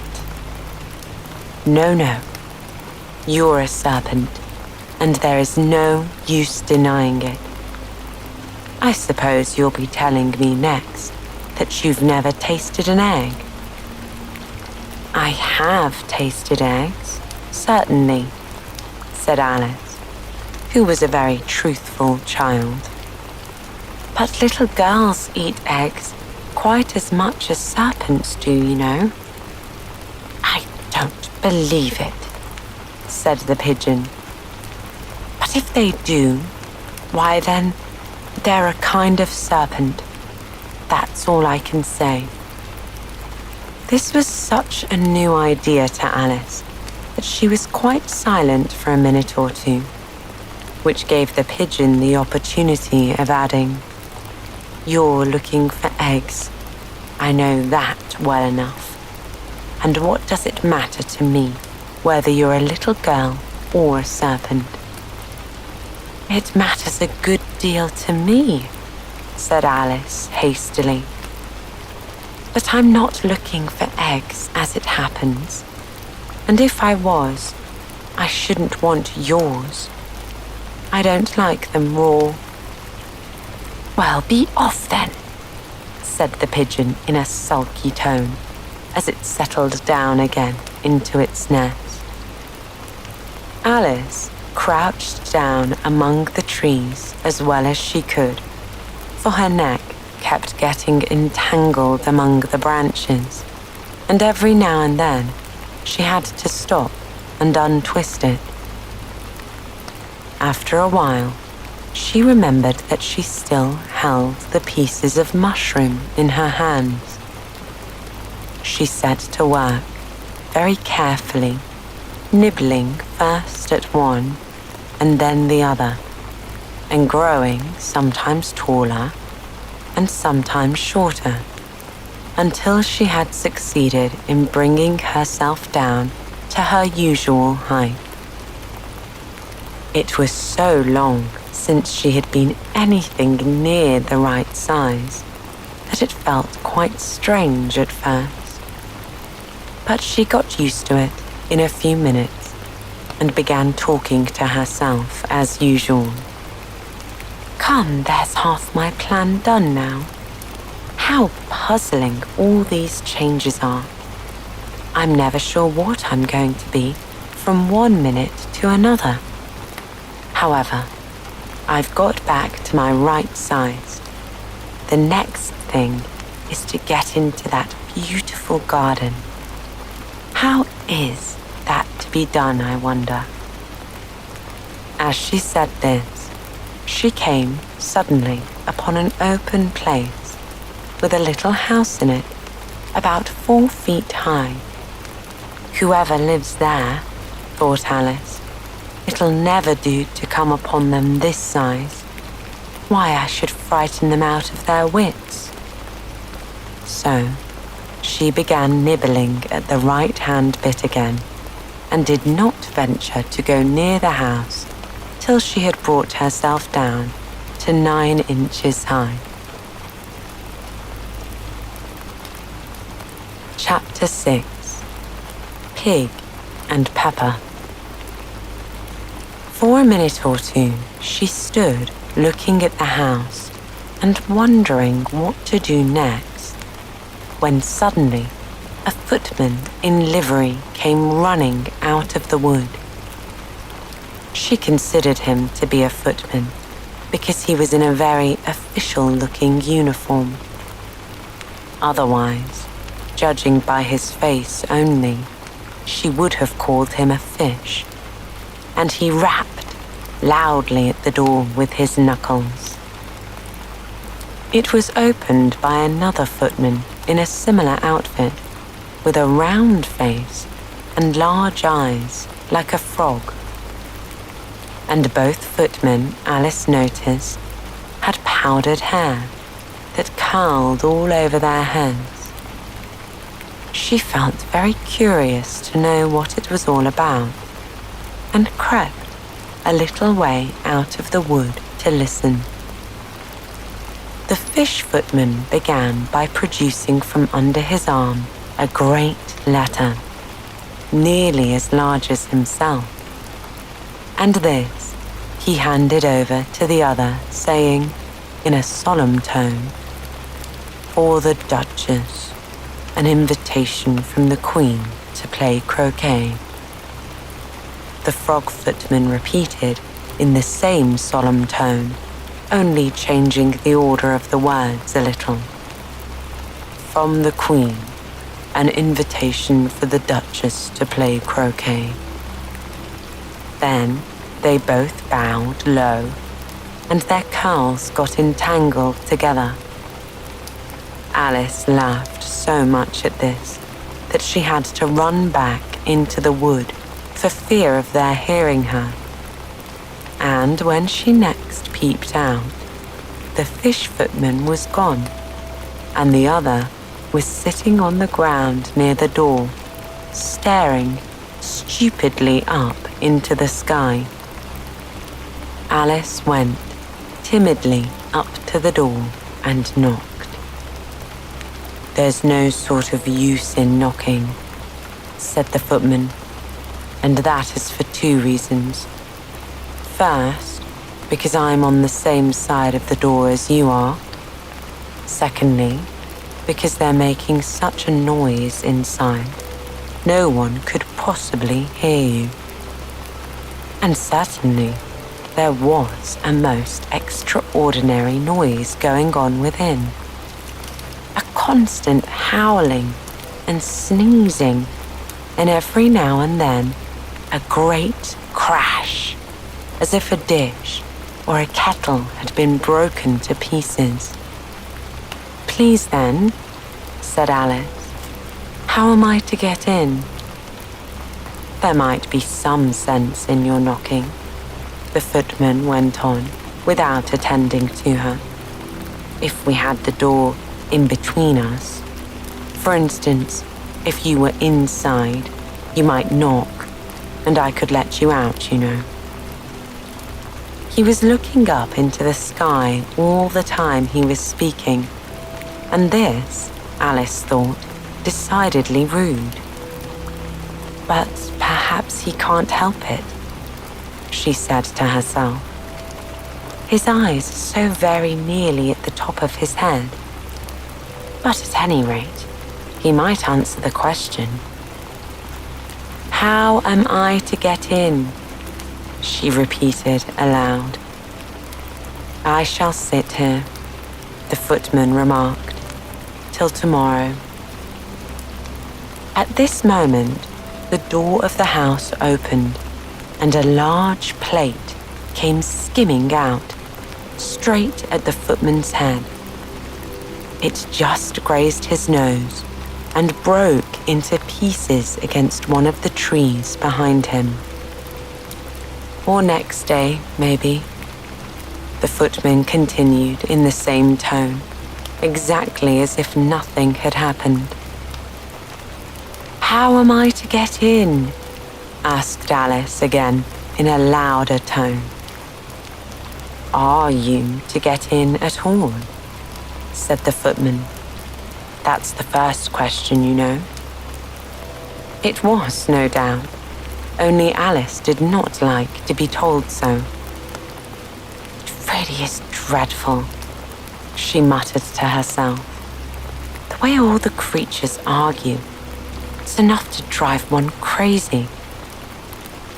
The footman seemed to think this a good opportunity for repeating his remark with variations. "I shall sit here," he said, "on and off for days and days." "But what am I to do?" said Alice. "Anything you like," said the footman, and began whistling. "Oh, there's no use in talking to him," said Alice desperately, and she opened the door and went in. The door led right into a large kitchen, which was full of smoke from one end to the other. The Duchess was sitting on a 3-legged stool in the middle, holding a baby, The cook was leaning over the fire, stirring a large cauldron, which seemed to be full of soup. "That's certainly too much pepper in that soup," Alice said to herself, as well as she could for sneezing. There was certainly too much of it in the air. Even the Duchess sneezed occasionally, and as for the baby, it was sneezing and howling alternately without a moment's pause. The only things in the kitchen that did not sneeze were the cook and a large cat, which was sitting on the hearth and grinning from ear to ear. "Please, would you tell me," said Alice, a little timidly, for she was not quite sure whether it was good manners for her to speak first, "why your cat grins like that?" "It's a Cheshire cat," said the Duchess, "and that's why." "Pig!" She said the last word with such sudden violence that Alice quite jumped. But she saw in another moment that it was addressed to the baby and not to her. So she took courage and went on again. "I didn't know that Cheshire cats always grinned. In fact, I didn't know that cats could grin." "They all can," said the Duchess, "and most of them do." "I don't know of any that do," Alice said very politely, feeling quite pleased to have got into a conversation. "You don't know much," said the Duchess, "and that's a fact." Alice did not at all like the tone of this remark and thought it would be as well to introduce some other subject of conversation. While she was trying to fix on one, the cook took the cauldron of soup off the fire and at once set to work throwing everything within her reach at the Duchess and the baby. The fire irons came first, followed by a shower of saucepans, plates, and dishes. The Duchess took no notice of them, even when they hit her, and the baby was howling so much already that it was quite impossible to say whether the blows hurt it or not. "Oh, please, mind what you're doing," cried Alice, jumping up and down in an agony of terror. "Oh, there goes its precious nose," she said, as an unusually large saucepan flew close by it and very nearly carried it off. "If everybody minded their own business," the Duchess said in a hoarse growl, "the world would go round a great deal faster than it does." "Which would not be an advantage," said Alice, who felt very glad to get an opportunity of showing off a little of her knowledge. "Just think what work it would make with the day and night. You see, the Earth takes 24 hours to turn round on its axis." "Talking of axes," said the Duchess, "chop off her head." Alice glanced rather anxiously at the cook to see if she meant to take the hint. But the cook was busy stirring the soup and seemed not to be listening. So she went on again. 24 hours, I think. Or is it 12? Oh, don't bother me," said the Duchess. "I never could abide figures." And with that, she began nursing her child, singing a sort of lullaby to it as she did so, and giving it a shake at the end of every line. The cook and the baby joined in the chorus. While the Duchess sang the second verse of the song, which was very rude indeed, she kept tossing the baby up and down, and the poor little thing howled so that Alice could hardly hear the words. "Here, you may hold it a bit if you like," the Duchess said to Alice, flinging the baby at her as she spoke. "I must go and get ready to play croquet with the Queen." And she hurried out of the room. The cook threw a frying pan after her as she went out, but it just missed her. Alice caught the baby with some difficulty, as it was a strangely shaped little creature, and held out its arms and legs in all directions. Just like a starfish, thought Alice.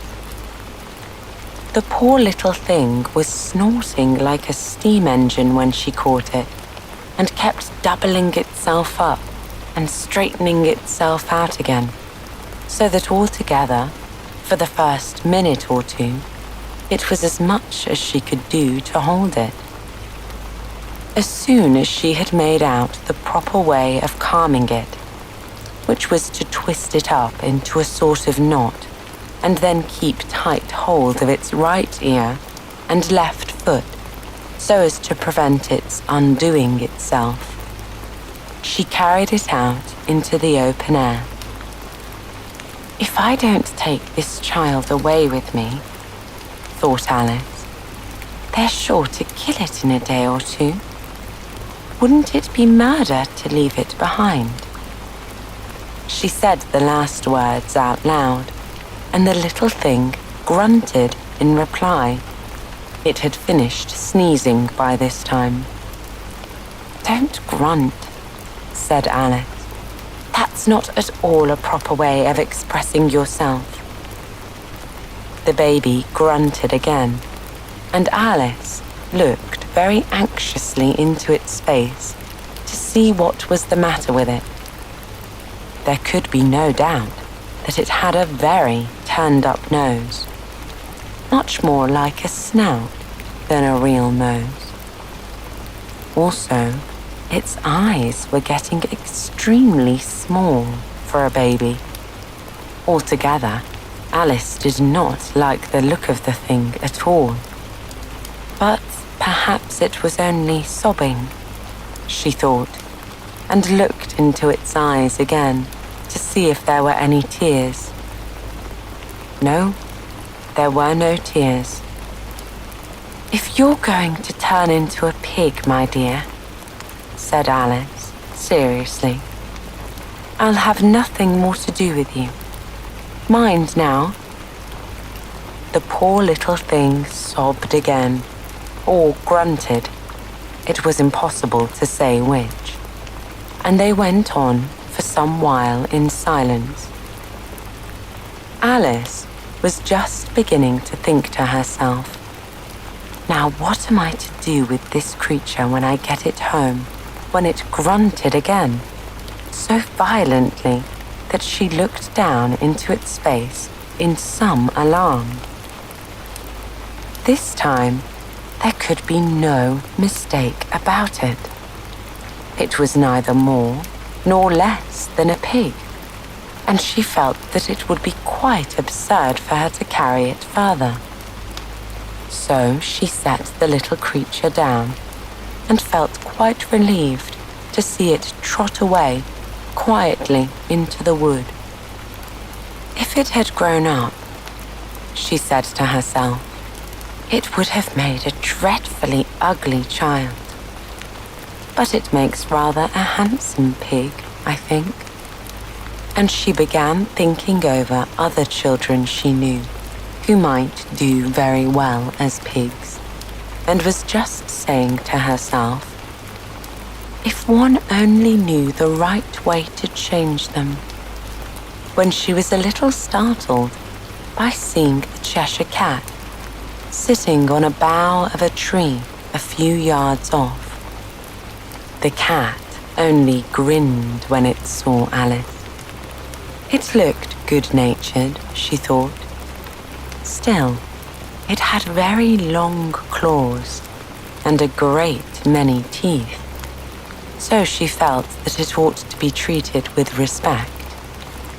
Cheshire Puss, she began, rather timidly, as she did not at all know whether it would like the name. However, it only grinned a little wider.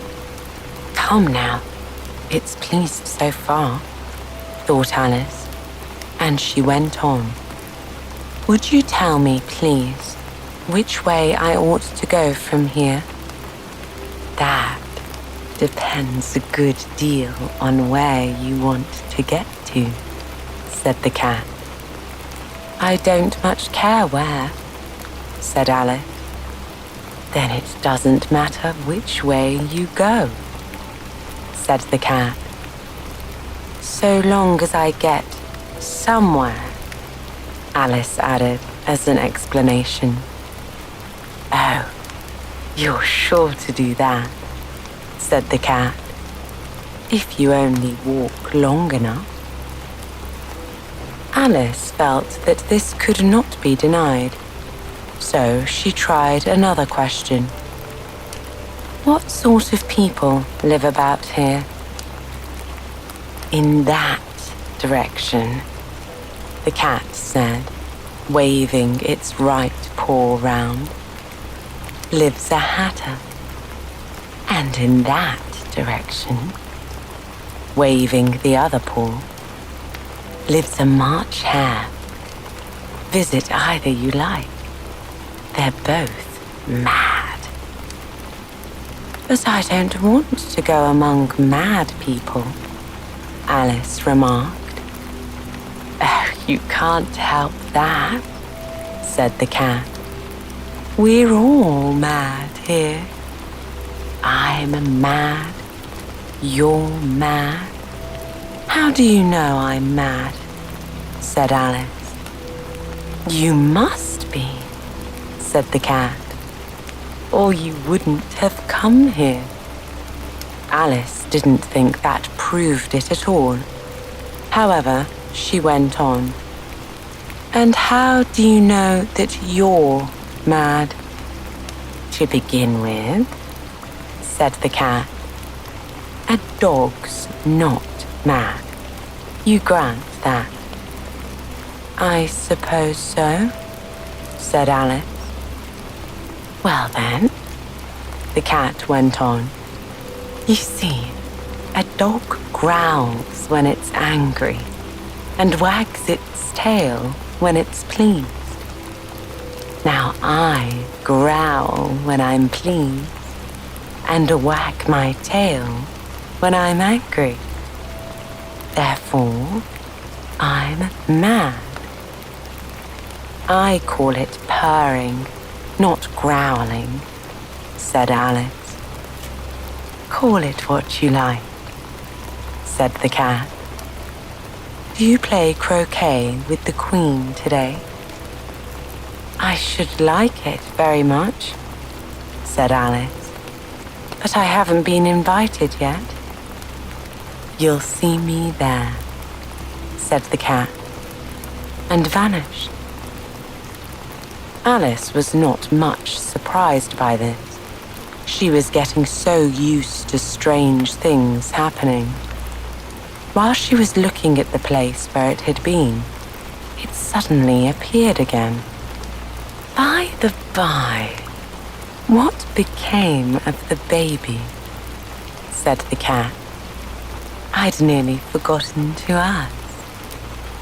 It turned into a pig, Alice quietly said, just as if it had come back in a natural way. I thought it would, said the cat, and vanished again. Alice waited a little, half expecting to see it again, but it did not appear. And after a minute or two, She walked on in the direction in which the March Hare was said to live. "I've seen hatters before," she said to herself. "The March Hare will be the most interesting. And perhaps, as this is May, it won't be raving mad. At least, not so mad as it was in March." As she said this, she looked up, and there was the cat again, sitting on the branch of a tree. "Did you say pig or fig?" said the cat. "I said pig," replied Alice. "And I wish you wouldn't keep appearing and vanishing so suddenly. You make one quite giddy." "All right," said the cat. And this time it vanished, quite slowly, beginning with the end of the tail and ending with the grin, which remained some time after the rest of it had gone. "Well, I've often seen a cat without a grin," thought Alice. "But a grin without a cat? It's the most curious thing I ever saw in my life." She had not gone much farther before she came in sight of the house of the March Hare. She thought that it must be the right house, because the chimneys were shaped like ears, and the roof was thatched with fur. It was so large a house that she did not like to go nearer till she had nibbled some more of the left-hand bit of mushroom and raised herself to about 2 feet high. Even then, she walked up towards it, rather timidly, saying to herself, "Suppose it should be raving mad after all. I almost wish I'd gone to see the Hatter instead." Chapter 7. A Mad Tea Party. There was a table set out under a tree in front of the house, and the March Hare and the Hatter were having tea at it. A dormouse was sitting between them, fast asleep, and the other two were using it as a cushion, resting their elbows on it and talking over its head. Very uncomfortable for the dormouse, thought Alice. Only as it's asleep, I suppose it doesn't mind. The table was a large one, but the three were all crowded together at one corner of it. "No room," they cried out when they saw Alice coming. "There's plenty of room," said Alice indignantly, and she sat down in a large armchair at one end of the table. "Have some wine," the March Hare said in an encouraging tone. Alice looked around the table, but there was nothing on it but tea. "I don't see any wine," she remarked. "There isn't any," said the March Hare. "Then it wasn't very civil of you to offer it," said Alice angrily. "It wasn't very civil of you to sit down without being invited," said the March Hare. "I didn't know it was your table," said Alice. "It's laid for a great many more than 3. "Your hair wants cutting," said the Hatter. He had been looking at Alice for some time with great curiosity, and this was his first speech. "You should learn not to make personal remarks," Alice said with some severity. "It's very rude." The Hatter opened his eyes very wide upon hearing this, but all he said was, "Why is a raven like a writing desk?" "Come, we shall have some fun now," thought Alice. "I'm glad they've begun asking riddles. I believe I can guess that," she added aloud. "Do you mean you think you can find out the answer to it?" said the March Hare. "Exactly so," said Alice. "Then you should say what you mean," the March Hare went on. "I do," Alice hastily replied. At least I mean what I say. That's the same thing, you know." "Not the same thing a bit," said the Hatter. "You might just as well say that I see what I eat is the same thing as I eat what I see." "You might just as well say," added the March Hare, "that I like what I get is the same thing as I get what I like." "You might just as well say," added the Dormouse, who seemed to be talking in his sleep, "that I breathe when I sleep is the same thing as I sleep when I breathe." "It is the same thing with you," said the Hatter. And here the conversation dropped, and the party sat silent for a minute, while Alice thought over all she could remember about ravens and writing desks, which wasn't much. The Hatter was the first to break the silence. "What day of the month is it?" he said, turning to Alice. He had taken his watch out of his pocket and was looking at it uneasily, shaking it every now and then and holding it to his ear. Alice considered a little, then said, "The 4th. 2 days wrong," said the Hatter. "I told you butter wouldn't suit the works," he added, looking angrily at the March Hare. "It was the best butter," the March Hare meekly replied. "Yes, but some crumbs must have got in as well," the Hatter grumbled. "You shouldn't have put it in with the bread knife." The March Hare took the watch and looked at it gloomily. Then he dipped it into his cup of tea and looked at it again. But he could think of nothing better to say than his first remark. "It was the best butter, you know." Alice had been looking over his shoulder with some curiosity. "What a funny watch," she remarked. "It tells the day of the month and doesn't tell what o'clock it is." "Why should it?" muttered the Hatter.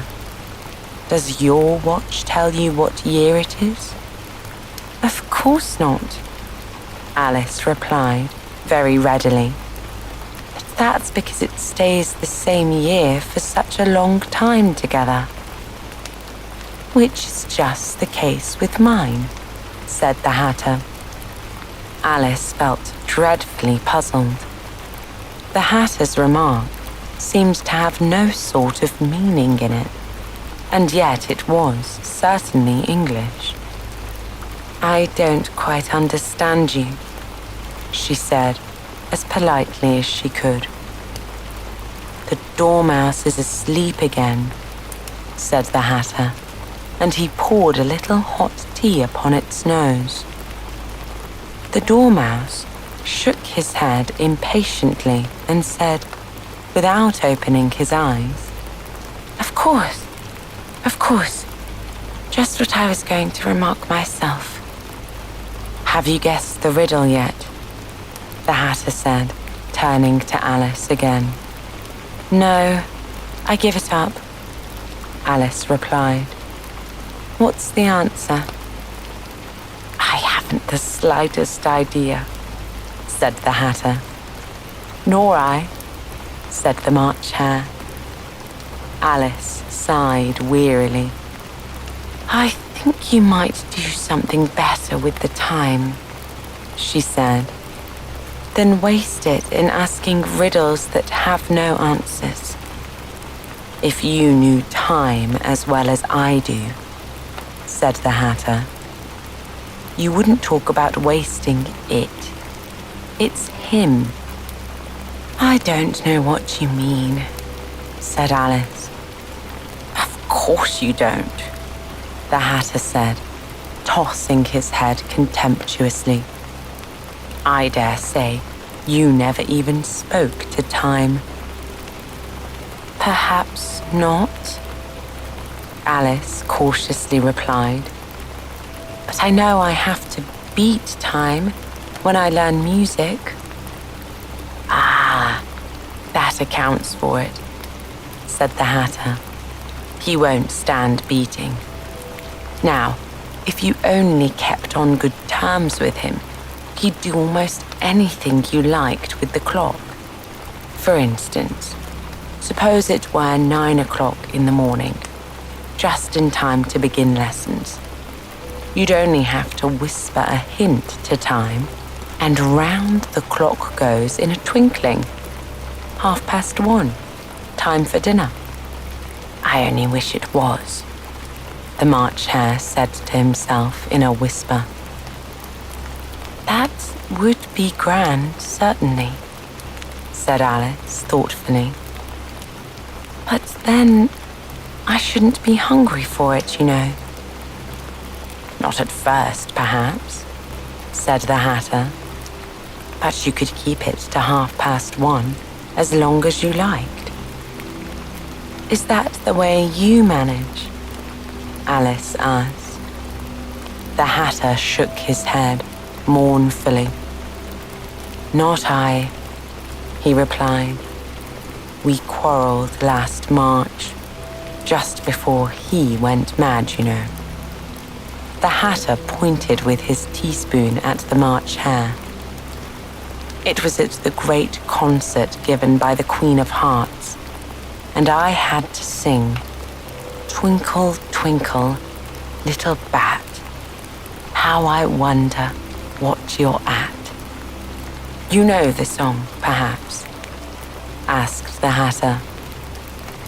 I've heard something like it, said Alice. It goes on, you know, the Hatter continued, in this way. Up above the world you fly, like a tea tray in the sky. Twinkle, twinkle. Here, the dormouse shook himself and began singing in his sleep.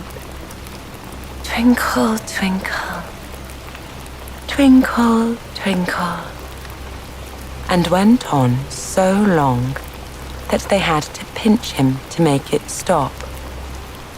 Well, I'd hardly finished the first verse, said the Hatter, when the Queen jumped up and bawled out, He's murdering the time.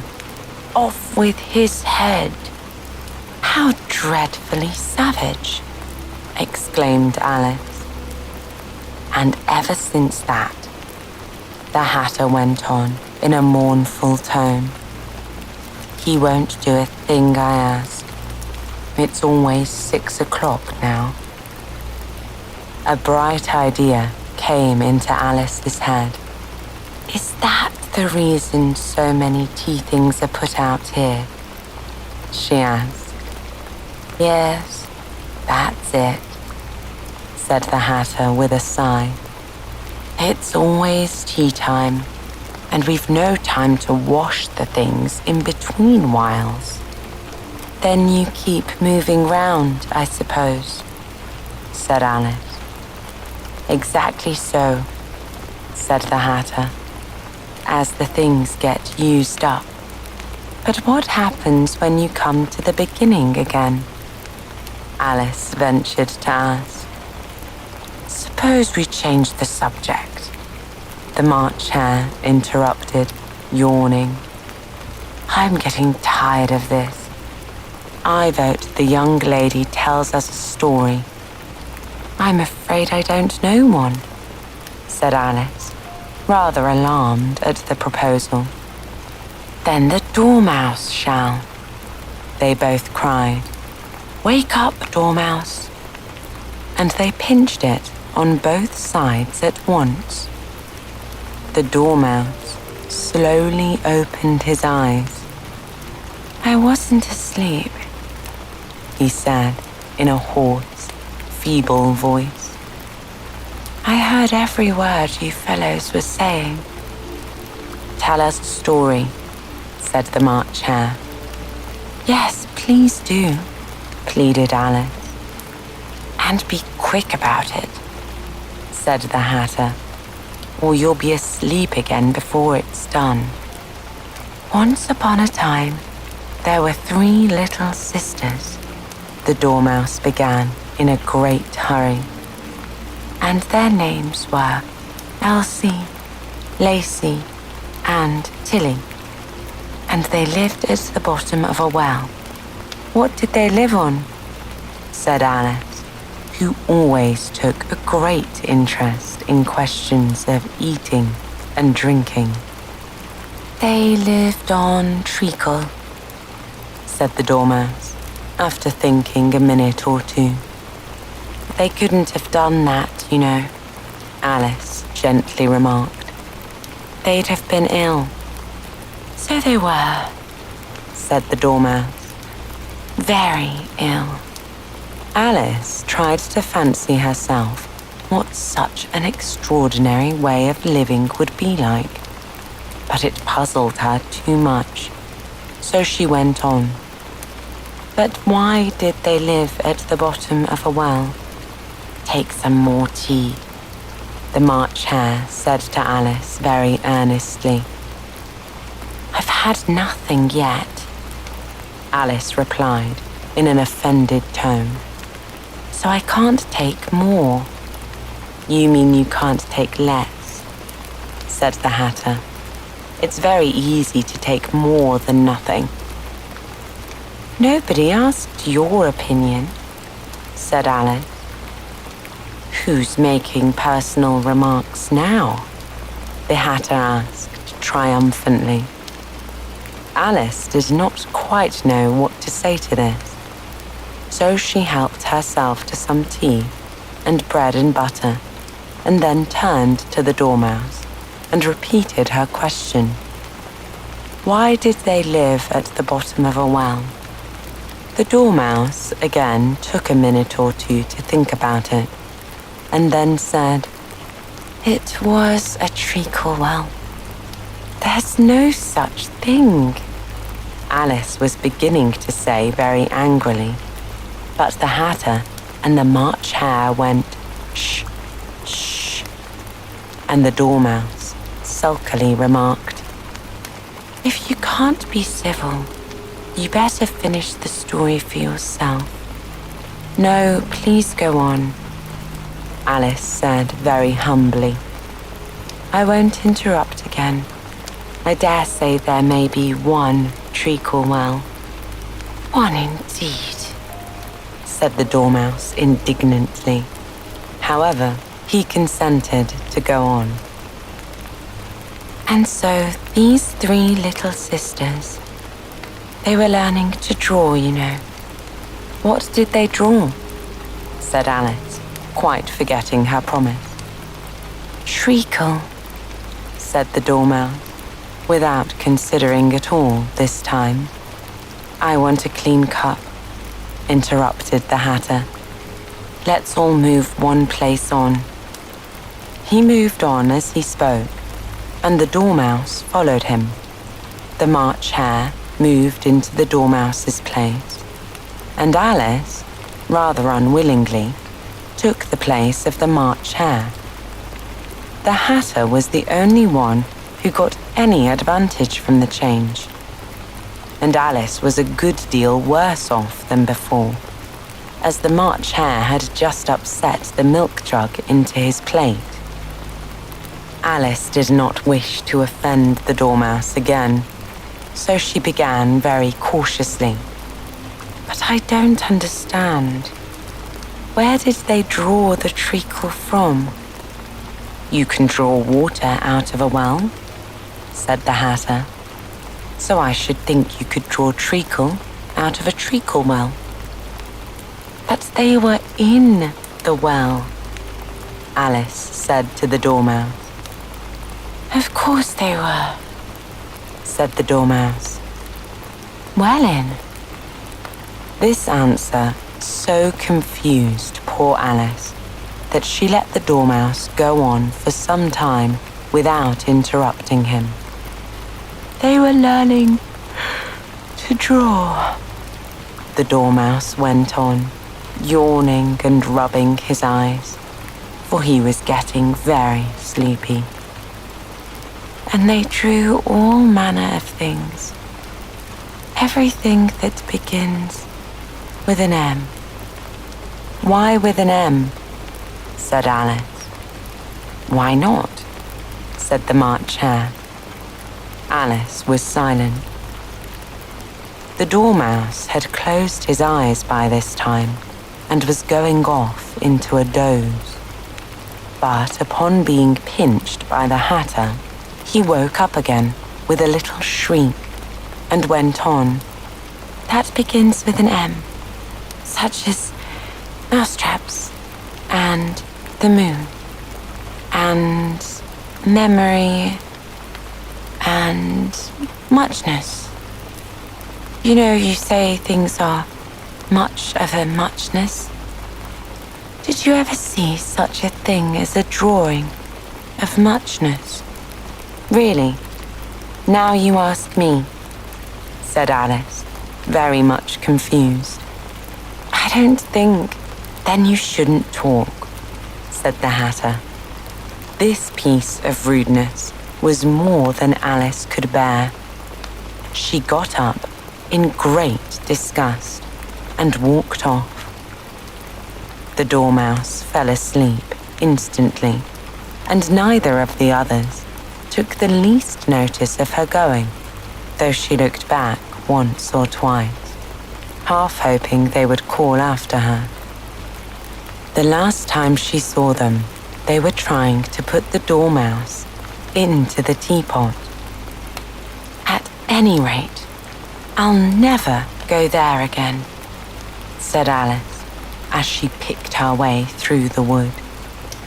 "It's the stupidest tea party I ever was at in all my life." Just as she said this, she noticed that one of the trees had a door leading right into it. "That's very curious," she thought. "But everything's curious today. I think I may as well go in at once." And in she went. Once more she found herself in the long hall and close to the little glass table. "Now, I'll manage better this time," she said to herself, and began by taking the little golden key and unlocking the door that led into the garden. Then she went to work, nibbling at the mushroom. She had kept a piece of it in her pocket, till she was about a foot high.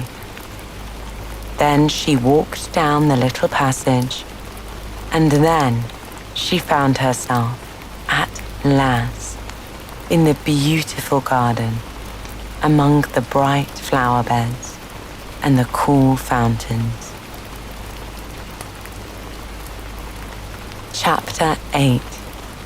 The Queen's Croquet Ground. A large rose tree stood near the entrance of the garden. The roses growing on it were white, but there were 3 gardeners at it, busily painting them red. Alice thought this a very curious thing, and she went nearer to watch them, and just as she came up to them, she heard one of them say, "Look out now, Five. Don't go splashing paint over me like that." "I couldn't help it," said Five in a sulky tone. Seven jogged my elbow. On which Seven looked up and said, "That's right, Five. Always lay the blame on others." "You'd better not talk," said Five. "I heard the Queen say only yesterday you deserved to be beheaded." "What for?"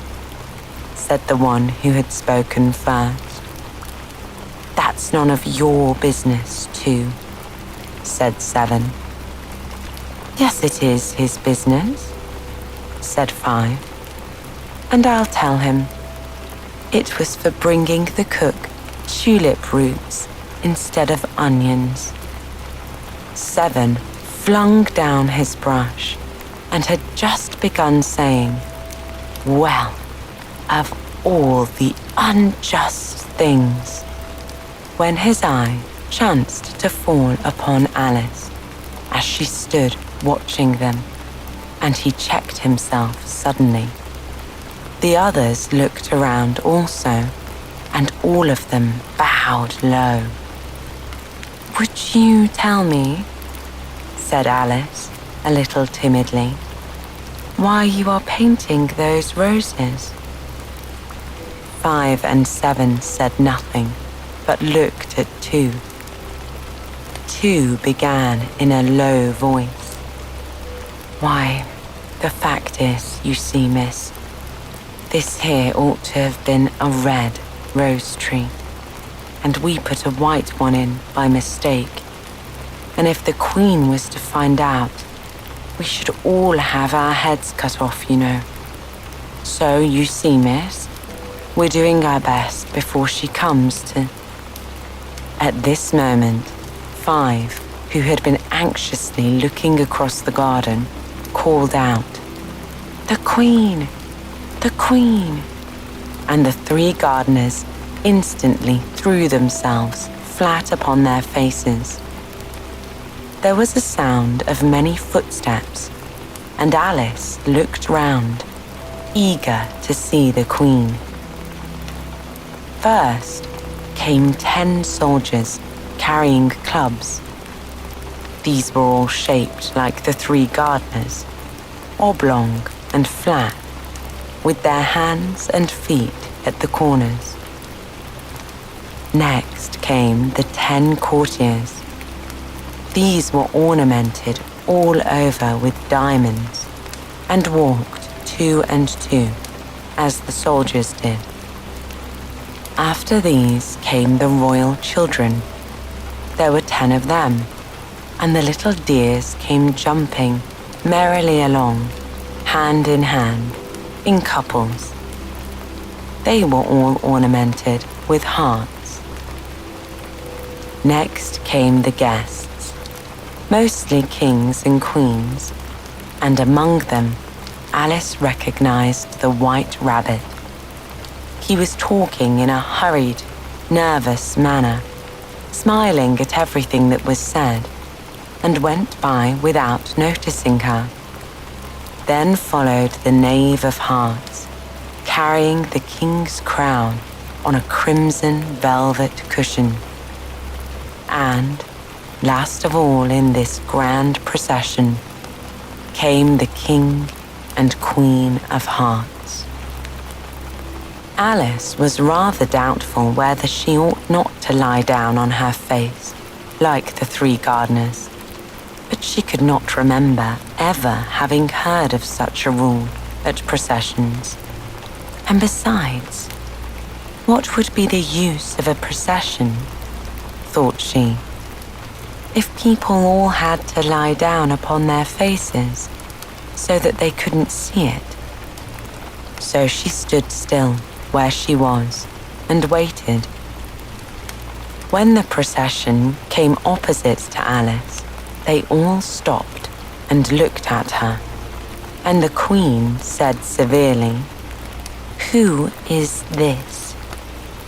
She said it to the Knave of Hearts, who only bowed and smiled in reply. "Idiot," said the Queen, tossing her head impatiently, and turning to Alice, she went on. "What's your name, child?" "My name is Alice, so please your Majesty," said Alice, very politely. But she added to herself, "Why, they're only a pack of cards after all. I needn't be afraid of them." "And who are these?" said the Queen, pointing to the 3 gardeners who were lying round the rose tree. For you see, as they were lying on their faces, and the pattern on their backs was the same as the rest of the pack, she could not tell whether they were gardeners, or soldiers, courtiers, or 3 of her own children. "How should I know?" said Alice, surprised at her own courage. "It's no business of mine." The Queen turned crimson with fury, and after glaring at her for a moment, like a wild beast, screamed, "Off with her head! Off!" "Nonsense," said Alice, very loudly and decidedly, and the Queen was silent. The King laid his hand upon her arm and timidly said, "Consider, my dear, she is only a child." The Queen turned angrily away from him and said to the Knave, "Turn them over." The Knave did so, very carefully with 1 foot. "Get up," said the Queen in a shrill, loud voice, and the 3 gardeners instantly jumped up and began bowing to the King, the Queen, the royal children, and everybody else. "Leave off that," screamed the Queen. "You make me giddy." And then, turning to the rose tree, she went on, "What have you been doing here?" "May it please your Majesty," said Tu, in a very humble tone, going down on 1 knee as he spoke. "We were trying." "I see," said the Queen, who had meanwhile been examining the roses. "Off with their heads." And the procession moved on, 3 of the soldiers remaining behind to execute the unfortunate gardeners who ran to Alice for protection. "You shan't be beheaded," said Alice, and she put them into a large flower pot that stood near. The 3 soldiers wandered about for a minute or 2 looking for them, and then quietly marched off after the others.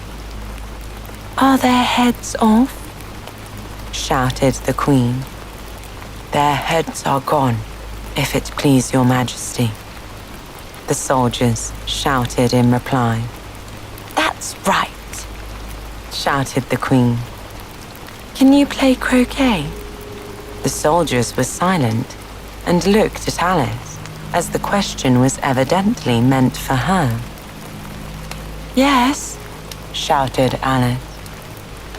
"Come on then," roared the Queen, and Alice joined the procession, wondering very much what would happen next. It's a very fine day," said a timid voice at her side. She was walking by the white rabbit, who was peeping anxiously into her face. "Very," said Alice. "Where's the Duchess?" "Hush, hush," said the rabbit in a low, hurried tone. He looked anxiously over his shoulder as he spoke, and then raised himself upon tiptoe, put his mouth close to her ear, and whispered, "She's under sentence of execution. "What for?" said Alice. "Did you say what a pity?" the rabbit asked. "No, I didn't," said Alice. "I don't think it's at all a pity. I said, what for?" "She boxed the Queen's ears," the rabbit began. Alice gave a little scream of laughter. "Oh, hush," the rabbit whispered in a frightened tone. "The Queen will hear you. You see, she came rather late, and the Queen said—" "Get to your places," shouted the Queen in a voice of thunder, and people began running about in all directions, tumbling up against each other. However, they got settled down in a minute or two, and the game began. Alice thought she had never seen such a curious croquet ground in her life. It was all ridges and furrows. The balls were live hedgehogs, and the mallets live flamingos. And the soldiers had to double themselves up and stand on their hands and feet to make the arches. The chief difficulty Alice found at first was in managing her flamingo. She succeeded in getting its body tucked away comfortably enough under her arm, with its legs hanging down. But generally, just as she had got its neck nicely straightened out and was going to give the hedgehog a blow with its head, it would twist itself around and look up in her face with such a puzzled expression that she could not help bursting out laughing. And when she had got its head down and was going to begin again, it was very provoking to find the hedgehog had unrolled itself and was in the act of crawling away. Besides all this, there was generally a ridge or a furrow in the way wherever she wanted to send the hedgehog to. And, as the doubled-up soldiers were always getting up and walking off to other parts of the ground, Alice soon came to the conclusion that it was a very difficult game indeed. The players all played at once, without waiting for turns, quarreling all the while and fighting for the hedgehogs. And in a very short time, the Queen was in a furious passion and went stamping about and shouting, "Off with his head," or "Off with her head," about once in a minute. Alice began to feel very uneasy. To be sure, she had not yet had any dispute with the Queen, but she knew that it might happen any minute. And then, thought Alice, what would become of me? They're dreadfully fond of beheading people here. The great wonder is that there's anyone left alive. She was looking about for some way of escape and wondering whether she could get away without being seen when she noticed a curious appearance in the air. It puzzled her very much at first, but after watching it a minute or two, she made it out to be a grin, and she said to herself, "It's the Cheshire Cat. Now I shall have somebody to talk to." "How are you getting on?" said the cat, as soon as there was mouth enough for it to speak with. Alice waited till the eyes appeared, and then nodded. "It's no use speaking to it," she thought, "till its ears have come, or at least one of them." In another minute, the whole head appeared, and then Alice put down her flamingo and began an account of the game, feeling very glad she had someone to listen to her. The cat seemed to think that there was enough of it now in sight, and no more of it appeared. "I don't think they play at all fairly," Alice began in a rather complaining tone. "And they all quarrel so dreadfully, one can't hear oneself speak. And they don't seem to have any rules in particular. At least, if there are, nobody attends to them. And you've no idea how confusing it is, all the things being alive. For instance, there's the arch I've got to go through next, walking about at the other end of the ground. And I should have croqueted the Queen's hedgehog just now, only it ran away when it saw mine coming. How do you like the Queen?" said the cat in a low voice.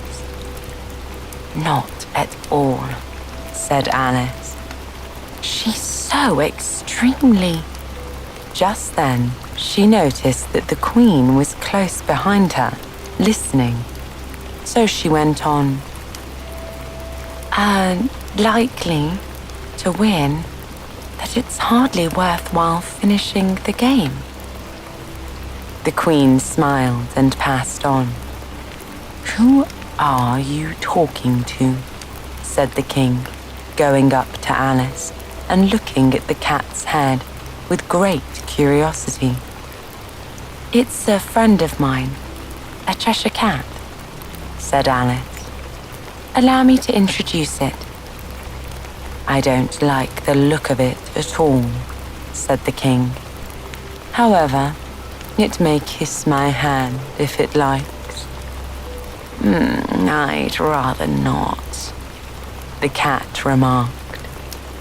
"Don't be impertinent," said the King, "and don't look at me like that." He got behind Alice as he spoke. "A cat may look at a king," said Alice. "I've read that in some book, but I don't remember where." "Well, it must be removed," said the King, very decidedly, and he called the Queen, who was passing at the moment. "My dear, I wish you would have this cat removed." The Queen had only one way of settling all difficulties, great or small. "Off with his head," she said, without even looking around. "I'll fetch the executioner myself," said the King eagerly, and he hurried off. Alice thought she might as well go back and see how the game was going on, as she heard the Queen's voice in the distance, screaming with passion. She had already had her sentence 3 of the players to be executed for having missed their turns, and she did not like the look of things at all, as the game was in such confusion that she never knew whether it was her turn or not. So she went in search of her hedgehog. The hedgehog was engaged in a fight with another hedgehog, which seemed to Alice an excellent opportunity for croqueting one of them with the other. The only difficulty was that her flamingo was gone across to the other side of the garden, where Alice could see it trying in a helpless sort of way to fly up into a tree. By the time she had caught the flamingo and brought it back, the fight was over, and both the hedgehogs were out of sight. "Oh, but it doesn't matter much," thought Alice, as all the arches are gone from this side of the ground. So she tucked it away under her arm so that it might not escape again, and went back for a little more conversation with her friend. When she got back to the Cheshire Cat, she was surprised to find a large crowd collected round it. There was a dispute going on between the executioner, the King, and the Queen, who were all talking at once, while all the rest were quite silent and looked very uncomfortable. The moment Alice appeared, she was appealed to by all three to settle the question, and they repeated their arguments to her, though as they all spoke at once, she found it very hard indeed to make out exactly what they said. The executioner's argument was that you couldn't cut off a head unless there was a body to cut it off from. But he had never had to do such a thing before, and he wasn't going to begin at his time of life. The king's argument was that anything that had a head could be beheaded, and that you weren't to talk nonsense. The queen's argument was that if something wasn't done about it in less than no time, she'd have everybody executed all round. It was this last remark that had made the whole party look so grave and anxious. Alice could think of nothing else to say but, "It belongs to the Duchess. You'd better ask her about it. She's in prison," the Queen said to the executioner. "Fetch her here." And the executioner went off like an arrow. The cat's head began fading away the moment he was gone, and by the time he had come back with the Duchess, it had entirely disappeared. So the king and the executioner ran wildly up and down, looking for it, while the rest of the party went back to the game.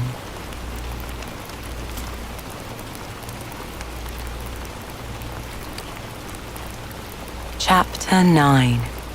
The Mock Turtle's Story. "You can't think how glad I am to see you again, you dear old thing," said the Duchess, as she tucked her arm affectionately into Alice's, and they walked off together.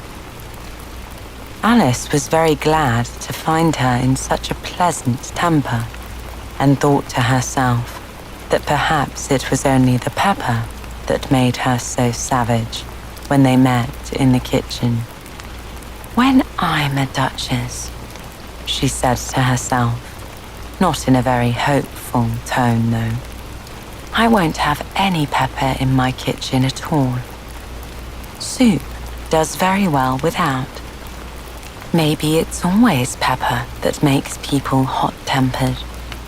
Alice went on, very much pleased at having found out a new kind of rule.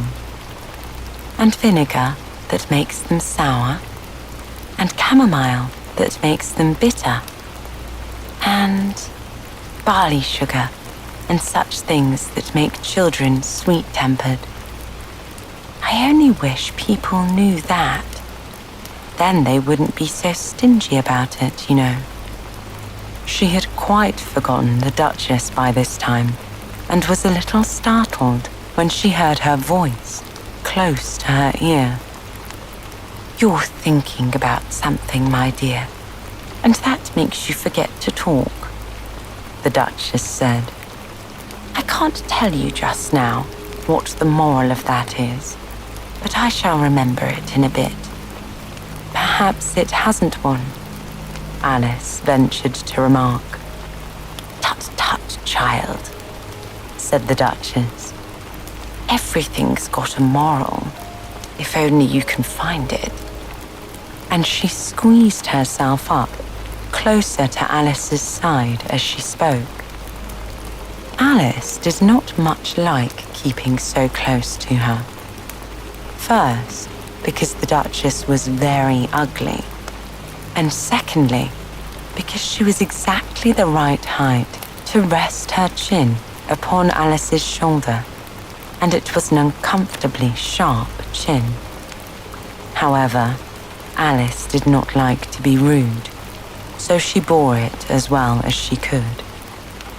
"The game's going on rather better now," she said, by way of keeping up the conversation a little.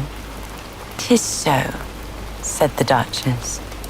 "And the moral of that is, oh, 'tis love. 'Tis love that makes the world go round." "Somebody said," Alice whispered, "that it's done by everybody minding their own business." "Ah, well, it means much the same thing," said the Duchess, digging her sharp little chin into Alice's shoulder as she added, "And the moral of that is, take care of the scents, and the sounds will take care of themselves."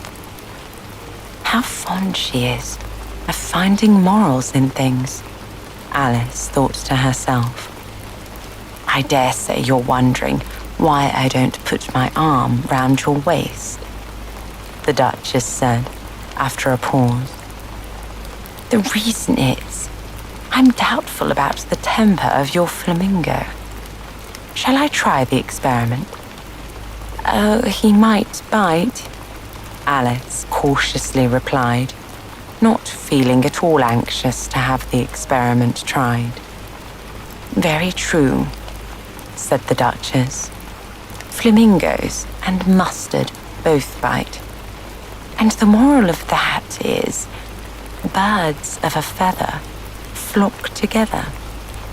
Only mustard isn't a bird," Alice remarked. "Right, as usual," said the Duchess.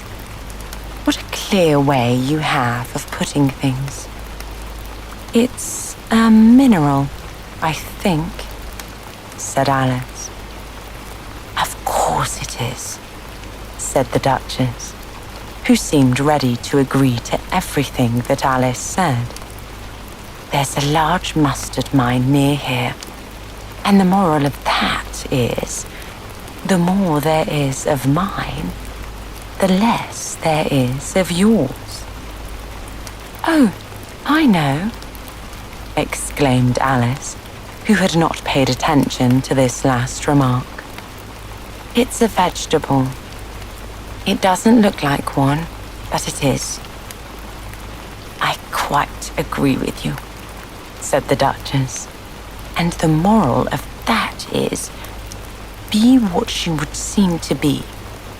Or, if you would put it more simply, never imagine yourself not to be otherwise than what it might appear to others that what you were, or might have been, was not otherwise than what you had been would have appeared to them to be otherwise." "I think I should understand that better," Alice said very politely, "if I had it written down, but I can't quite follow it as you say it." "That's nothing to what I could say if I chose," the Duchess replied in a pleased tone. "Pray, don't trouble yourself to say it any longer than that," said Alice. "Oh, don't talk about trouble," said the Duchess. "I make you a present of everything I've said as yet." "A cheap sort of present," thought Alice. "I'm glad they don't give birthday presents like that." But she did not venture to say it aloud. "Thinking again?" the Duchess asked, with another dig of her sharp little chin. "I've a right to think," said Alice sharply, for she was beginning to feel a little worried. Just about as much right," said the Duchess, "as pigs have to fly. And the moral—" But here, to Alice's great surprise, the Duchess's voice died away, even in the middle of her favorite word, moral, and the arm that was linked into hers began to tremble. Alice looked up, and there stood the Queen in front of them, with her arms folded, frowning like a thunderstorm. "A fine day, Your Majesty," the Duchess began in a low, weak voice. "Now I give you fair warning," shouted the Queen, stamping on the ground as she spoke. "Either you or your head must be off, and that in about half no time. Take your choice." The Duchess took her choice and was gone in a moment. "Let's go on with the game," the Queen said to Alice. And Alice was much too frightened to say a word, but slowly followed her back to the croquet ground. The other guests had taken advantage of the Queen's absence and were resting in the shade. However, the moment they saw her, they hurried back to the game, the Queen merely remarking that a moment's delay would cost them their lives. All the time they were playing, the Queen never left off quarreling with the other players and shouting, "Off with his head," or "Off with her head." Those whom she sentenced were taken into custody by the soldiers, who of course had to leave off being archers to do this, so that by the end of half an hour or so, there were no archers left, and all the players, except the King, the Queen, and Alice, were in custody and under sentence of execution. Then the Queen left off, quite out of breath, and said to Alice, "Have you seen the mock turtle yet?" "No," said Alice. "I don't even know what a mock turtle is." "It's the thing mock turtle soup is made from," said the Queen. "I never saw one, or heard of one," said Alice. "Come on then," said the Queen, "and he shall tell you his story." As they walked off together, Alice heard the King say in a low voice to the company generally, "You are all pardoned." "Come, that's a good thing," she said to herself, for she had felt quite unhappy at the number of executions the Queen had ordered. They very soon came upon a griffin, lying fast asleep in the sun. If you don't know what a griffin is, look at a picture of one. "Up, lazy thing," said the Queen, "and take this young lady to see the mock turtle and to hear his history. I must go back and see after some executions I have ordered." And she walked off, leaving Alice alone with the griffin. Alice did not quite like the look of the creature, but on the whole she thought it would be quite as safe to stay with it as to go after the savage Queen. So she waited. The griffin sat up and rubbed its eyes. Then it watched the Queen till she was out of sight. Then it chuckled. "What fun," said the griffin, half to itself, half to Alice. "What is the fun?" said Alice. "Why, she," said the griffin. "It's all her fancy, that. They never execute anybody, you know. Come on." "Everybody says come on here," thought Alice as she went slowly after it. "I never was so ordered about in all my life. Never." They had not gone far before they saw the mock turtle in the distance, sitting sad and lonely on a little ledge of rock. And as they came nearer, Alice could hear him sighing, as if his heart would break. She pitied him deeply. "What is his sorrow?" she asked the griffin. And the Griffin answered, very nearly in the same words as before. It's all his fancy, that. He hasn't got any sorrow, you know. Come on. So they went up to the Mock Turtle, who looked at them with large eyes, full of tears, but said nothing. This here young lady, said the Griffin, she wants to know your history, she does. I'll tell it to her, said the Mock Turtle in a deep, hollow tone. Sit down, both of you, and don't speak a word till I've finished. So they sat down, and nobody spoke for some minutes. Alice thought to herself, I don't see how he can ever finish if he doesn't begin. But she waited patiently. Once, said the Mock Turtle at last, with a deep sigh, I was a real turtle. These words were followed by a very long silence, broken only by an occasional exclamation from the Griffin and the constant, heavy sobbing of the Mock Turtle. Alice was very nearly getting up and saying, Thank you, sir, for your interesting story. But she could not help thinking there must be more to come. So she sat still and said nothing. When we were little, the Mock Turtle went on at last, more calmly, though still sobbing a little now and then. We went to school in the sea. The master was an old turtle. We used to call him Tortoise. Why did you call him Tortoise if he wasn't one? Alice asked. We called him Tortoise because he taught us, said the Mock Turtle angrily. Really, you are very dull.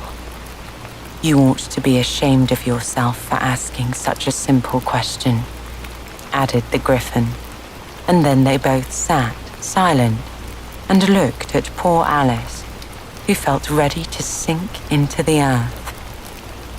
At last, the Griffin said to the Mock Turtle, Drive on, old fellow. Don't be all day about it. And he went on in these words. Yes, we went to school in the sea, though you may not believe it. I never said I didn't, interrupted Alice. You did, said the Mock Turtle. Hold your tongue, added the Griffin, before Alice could speak again. The Mock Turtle went on. We had the best of educations. In fact, we went to school every day. I've been to day school too, said Alice. You needn't be so proud as all that. With extras, added the Mock Turtle a little anxiously. Yes, said Alice. We learned French and music. And washing, said the Mock Turtle. Certainly not, said Alice indignantly. Ah, then yours wasn't really a good school, said the Mock Turtle in a tone of great relief. Now at ours, they had at the end of the bill French, music, and washing extra. You couldn't have wanted it much, said Alice. Living at the bottom of the sea. I couldn't afford to learn it, said the Mock Turtle with a sigh. I only took the regular course.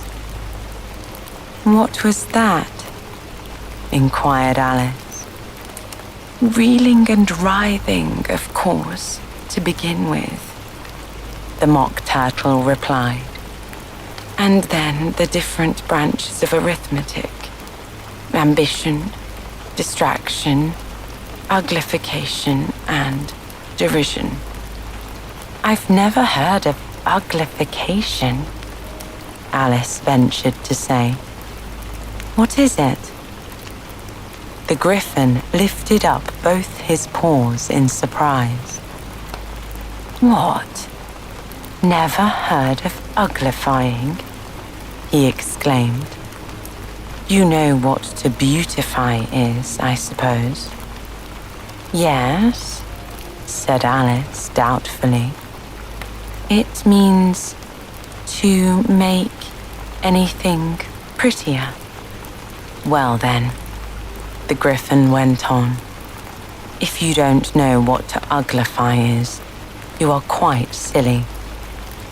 Alice did not feel encouraged to ask any more questions about it, so she turned to the Mock Turtle and said, What else had you to learn? Well, there was mystery, the Mock Turtle replied, counting off the subjects on his flippers. Mystery, ancient and modern, with seography. Then drawling. The drawling master was an old conger eel that used to come once a week. He taught us drawling, stretching, and fainting in coils. What was that like? Said Alice. Well, I can't show it to you myself, the Mock Turtle said. I'm too stiff, and the Griffin never learned it. Hadn't time, said the Griffin. I went to the classics master, though. He was an old crab, he was. I never went to him, the Mock Turtle said with a sigh. He taught laughing and grief, they used to say. So he did, said the Griffin, sighing in his turn, and both the creatures hid their faces in their paws. And how many hours a day did you do lessons? Said Alice, in a hurry to change the subject. 10 hours the first day, said the Mock Turtle. 9 the next, and so on. What a curious plan, exclaimed Alice.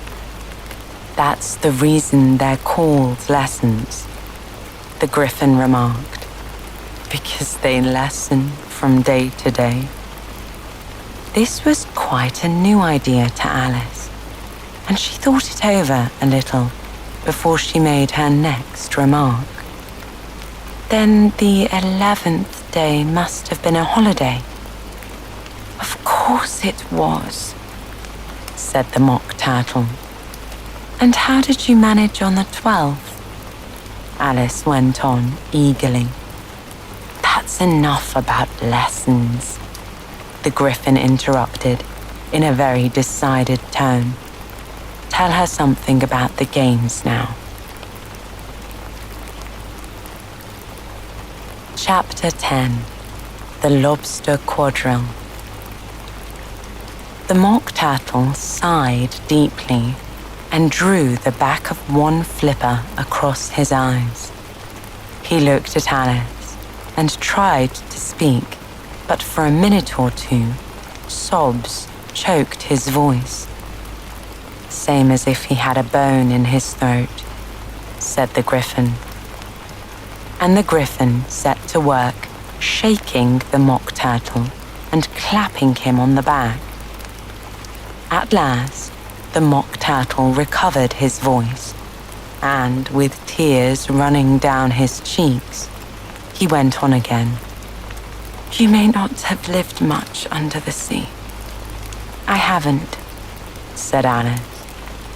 And perhaps you were never even introduced to a lobster.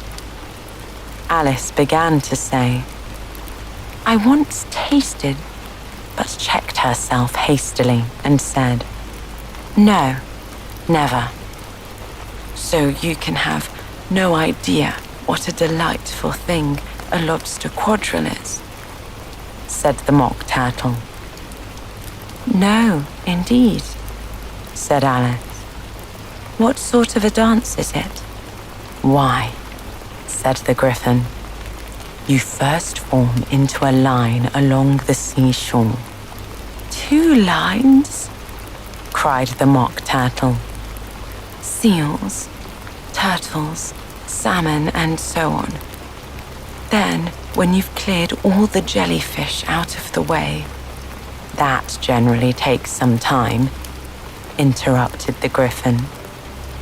You advance twice, continued the Mock Turtle, each with a lobster as a partner, cried the Gryphon.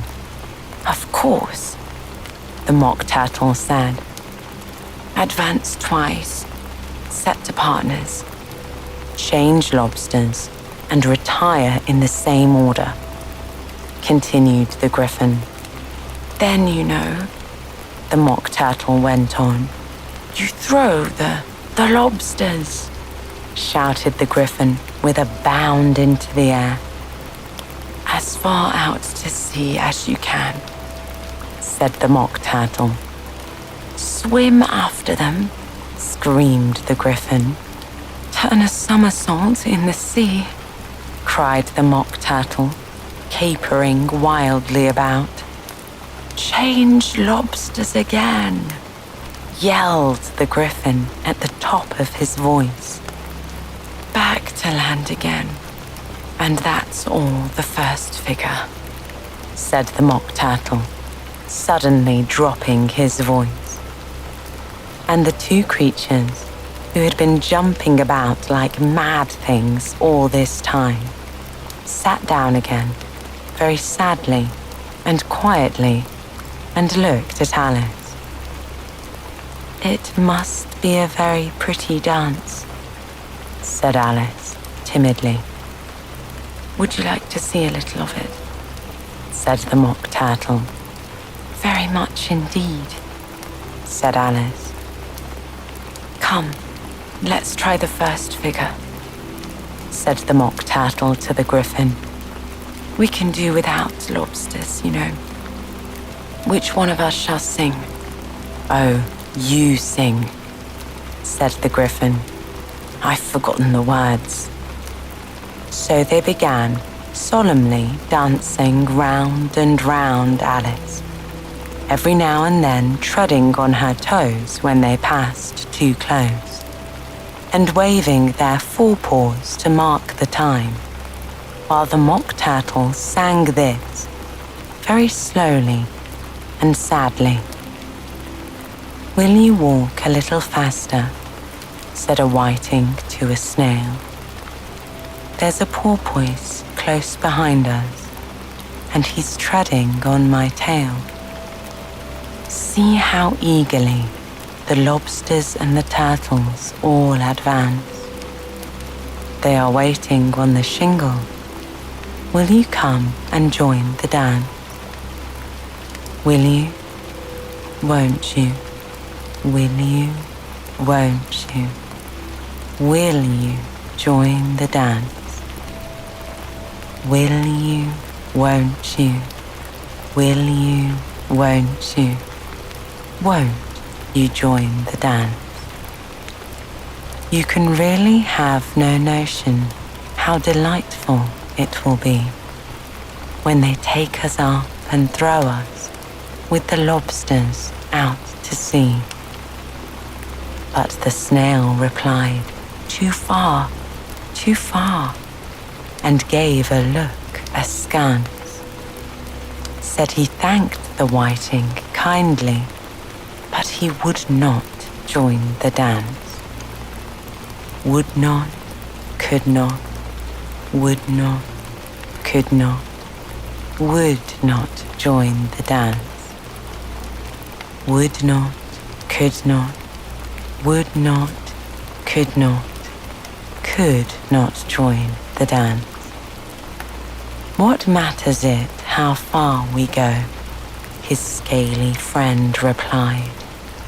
There is another shore, you know, upon the other side.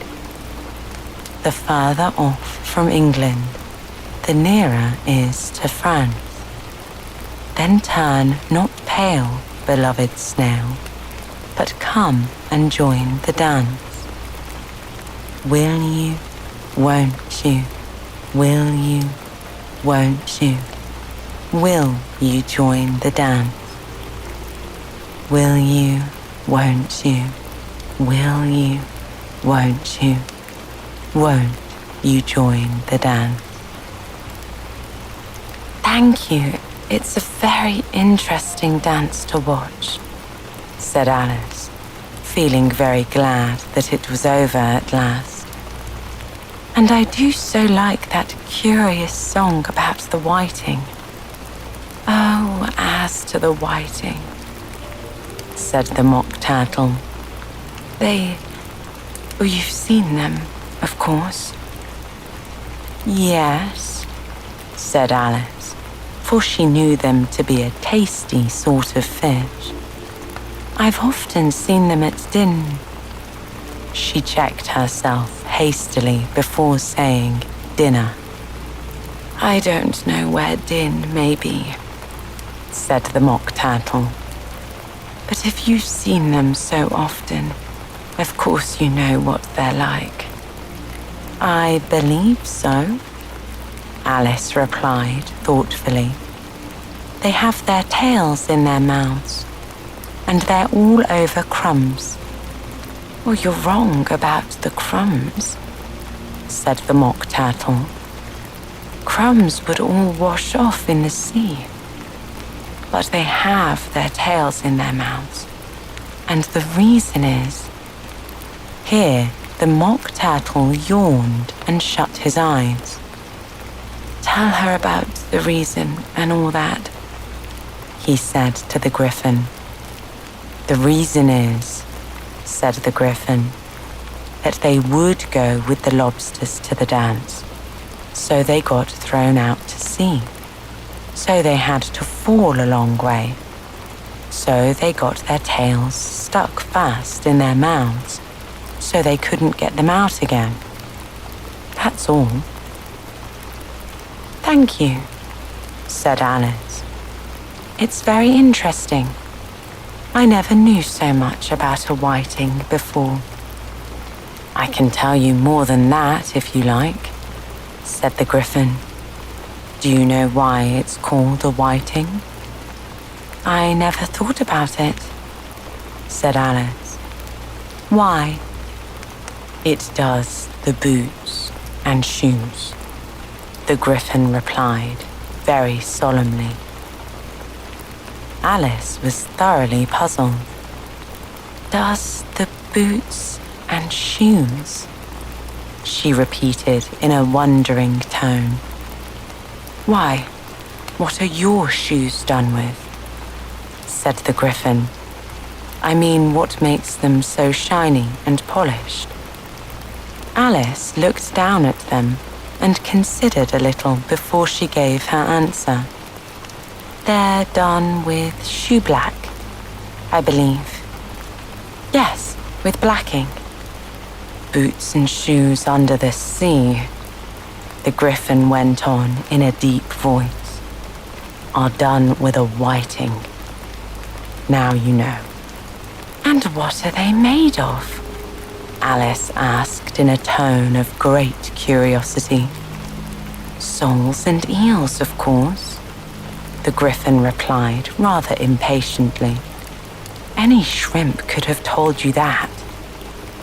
If I'd been the whiting, said Alice, whose thoughts were still running on the song, I'd have said to the porpoise, keep back, please. We don't want you with us. Well, they were obliged to have him with them, the Mock Turtle said. No wise fish would go anywhere without a porpoise. Wouldn't it really? Said Alice in a tone of great surprise. Of course not, said the Mock Turtle. Why, if a fish came to me And he told me he was going on a journey. I should say, with what porpoise? Don't you mean purpose? Said Alice. I mean what I say, the Mock Turtle replied in an offended tone. And the Griffin added, Come, let's hear some of your adventures.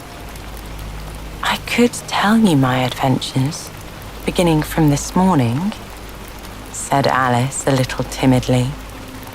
But it's no use going back to yesterday, because I was a different person then. I'll explain all that, said the Mock Turtle. No, the adventures first, said the Griffin in an impatient tone. Explanations take such a dreadful time. So Alice began telling them her adventures from the time when she first saw the White Rabbit. She was a little nervous about it just at first.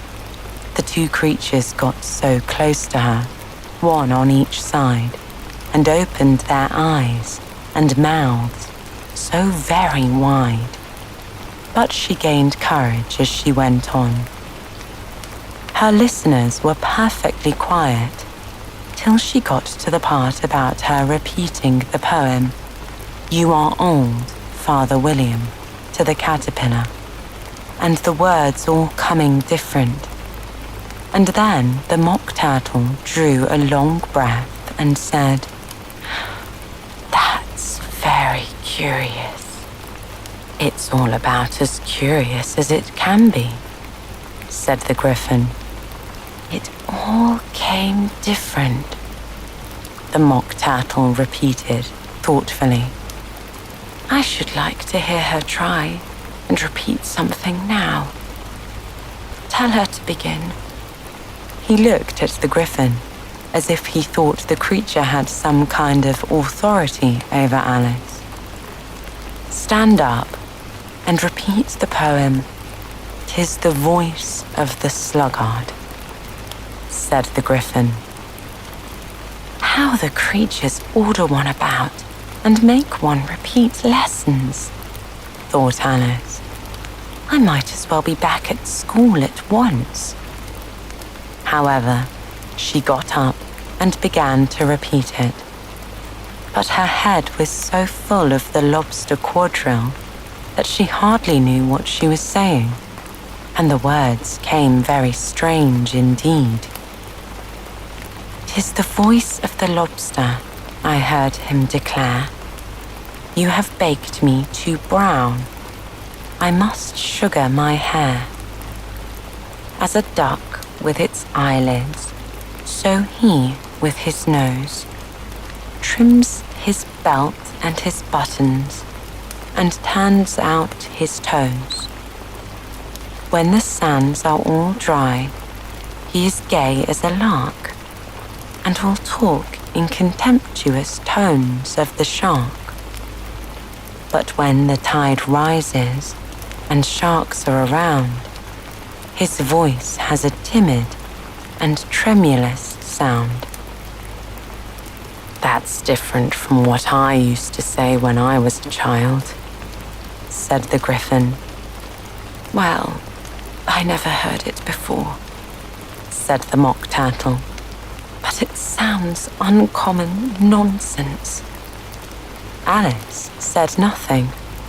She had sat down with her face in her hands, wondering if anything would ever happen in a natural way again.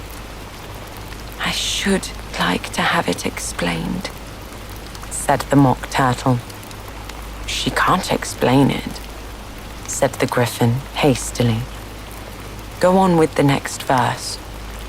"But what about his toes?" the Mock Turtle persisted.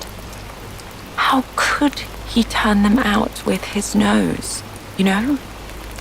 It's the first position in dancing," Alice said, but was dreadfully puzzled by the whole thing and longed to change the subject. "Go on with the next verse," the Griffin repeated impatiently. It begins with, I passed by his garden.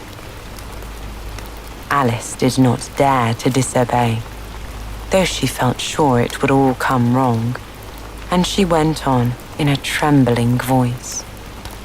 I passed by his garden and marked with one eye how the owl and the panther were sharing a pie.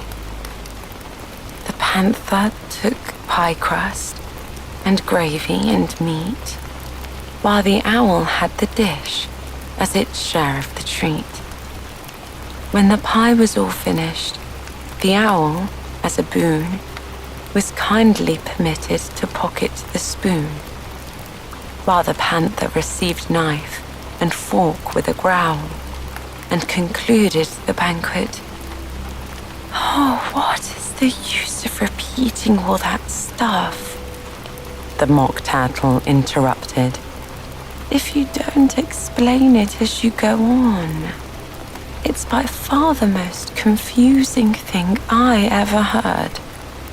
Yes, I think you'd better leave off, said the Griffin, and Alice was only too glad to do so. Shall we try another figure of the lobster quadrille? The Griffin went on. Or would you like the mock turtle to sing you a song? Oh, a song, please, if the mock turtle would be so kind, Alice replied, so eagerly that the Griffin said, in a rather offended tone, no accounting for taste. Sing her turtle soup, will you, old fellow? The mock turtle sighed deeply and began in a voice sometimes choked with sobs to sing this. Beautiful soup, so rich and green, waiting in a hot tureen. Who for such dainties would not stoop? Soup of the evening, beautiful soup. Soup of the evening, beautiful soup. Beautiful soup. Who cares for fish, game, or any other dish? Who would not give all else for 2 pennyworth only of beautiful soup? Pennyworth only of beautiful soup. Chorus again, cried the Griffin, and the mock turtle had just begun to repeat it when a cry of, the trial's beginning, was heard in the distance. Come on, cried the Griffin, and taking Alice by the hand, he hurried off, without waiting for the end of the song. What trial is it? Alice panted as she ran, but the Griffin only answered, come on, and ran faster, while more and more faintly came, carried on the breeze that followed them, the melancholy words. Soup of the evening, beautiful, beautiful soup.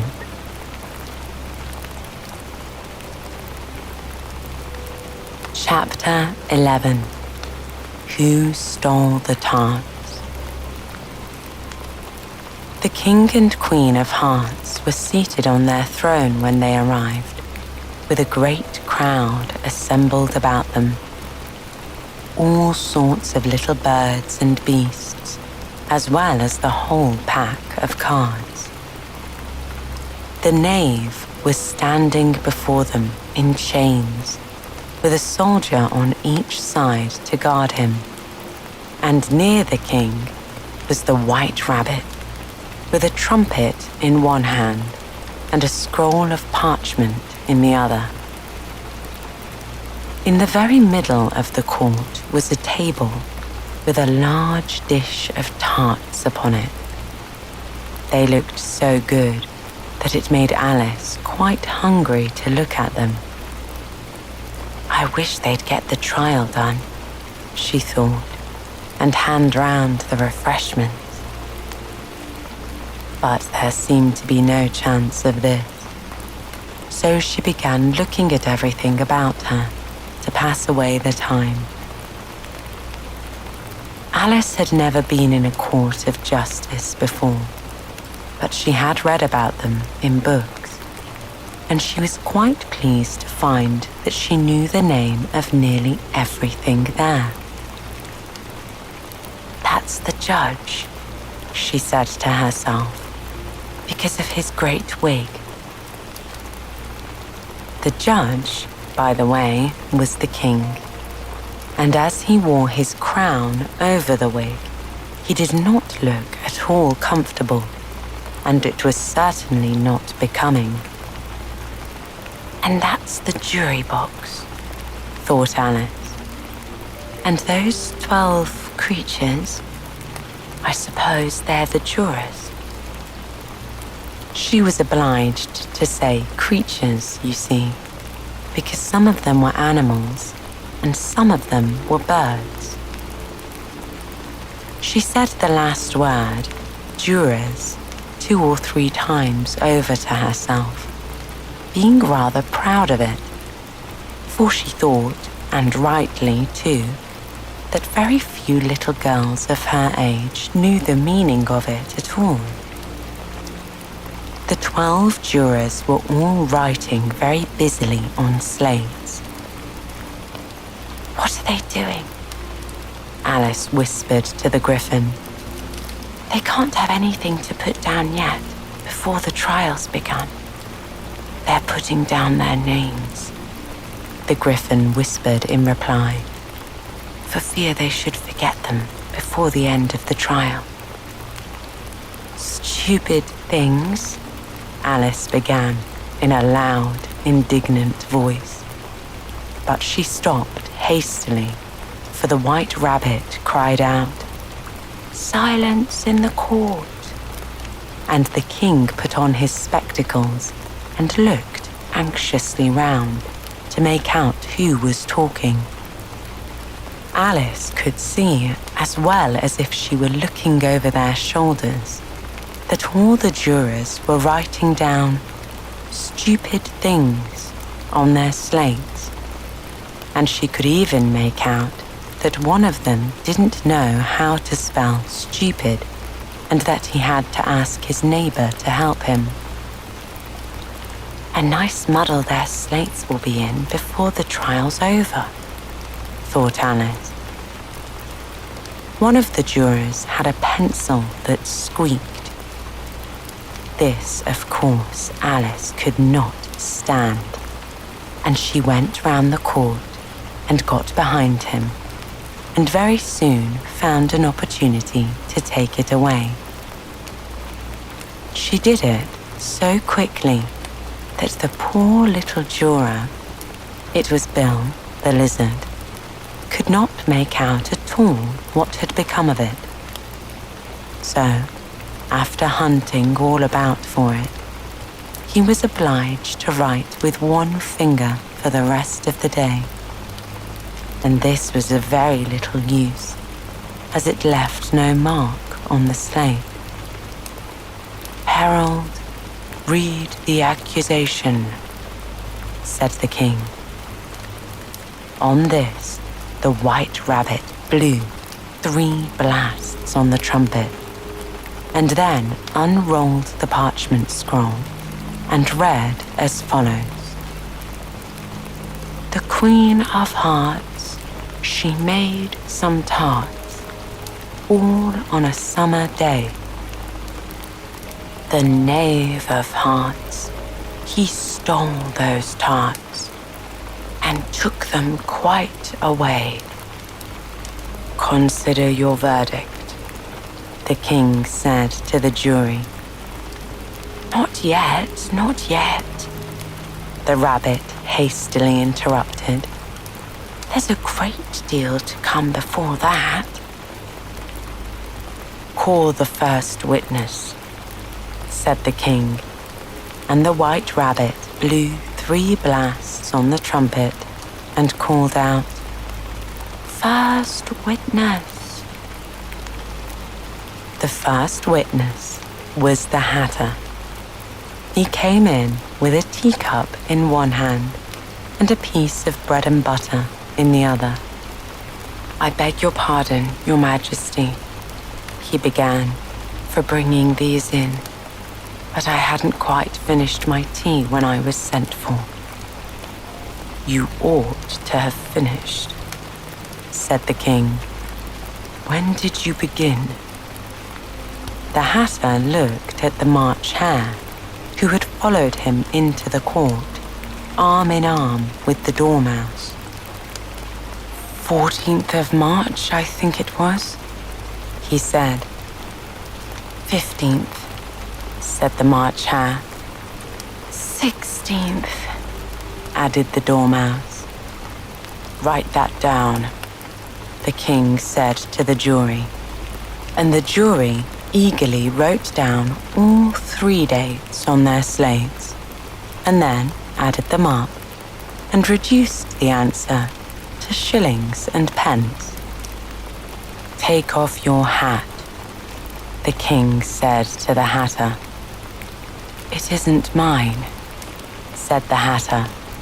"Stolen," the king exclaimed, turning to the jury, who instantly made a memorandum of the fact. "I keep them to sell," the Hatter added as an explanation. "I've none of my own. I'm a Hatter." Here, the Queen put on her spectacles and began staring at the Hatter, who turned pale and fidgeted. "Give your evidence," said the king. "And don't be nervous, or I'll have you executed on the spot." This did not seem to encourage the witness at all. He kept shifting from one foot to the other, looking uneasily at the Queen, and in his confusion, he bit a large piece out of his teacup instead of the bread and butter. Just at this moment, Alice felt a very curious sensation, which puzzled her a good deal, until she made out what it was. She was beginning to grow larger again, and she thought at first she would get up and leave the court. But on second thought, she decided to remain where she was, as long as there was room for her.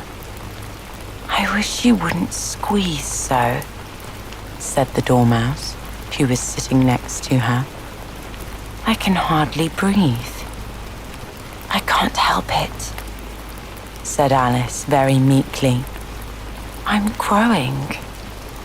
"You've no right to grow here," said the Dormouse. "Don't talk nonsense," said Alice more boldly. "You know you're growing too." "Yes, but I grow at a reasonable pace," said the Dormouse. "Not in that ridiculous fashion." And he got up very sulkily and crossed over to the other side of the court. All this time, the Queen had never left off staring at the Hatter. And just as the Dormouse crossed the court, she said to one of the officers of the court, "Bring me the list of singers in the last concert." On which the wretched Hatter trembled so that he shook both his shoes off.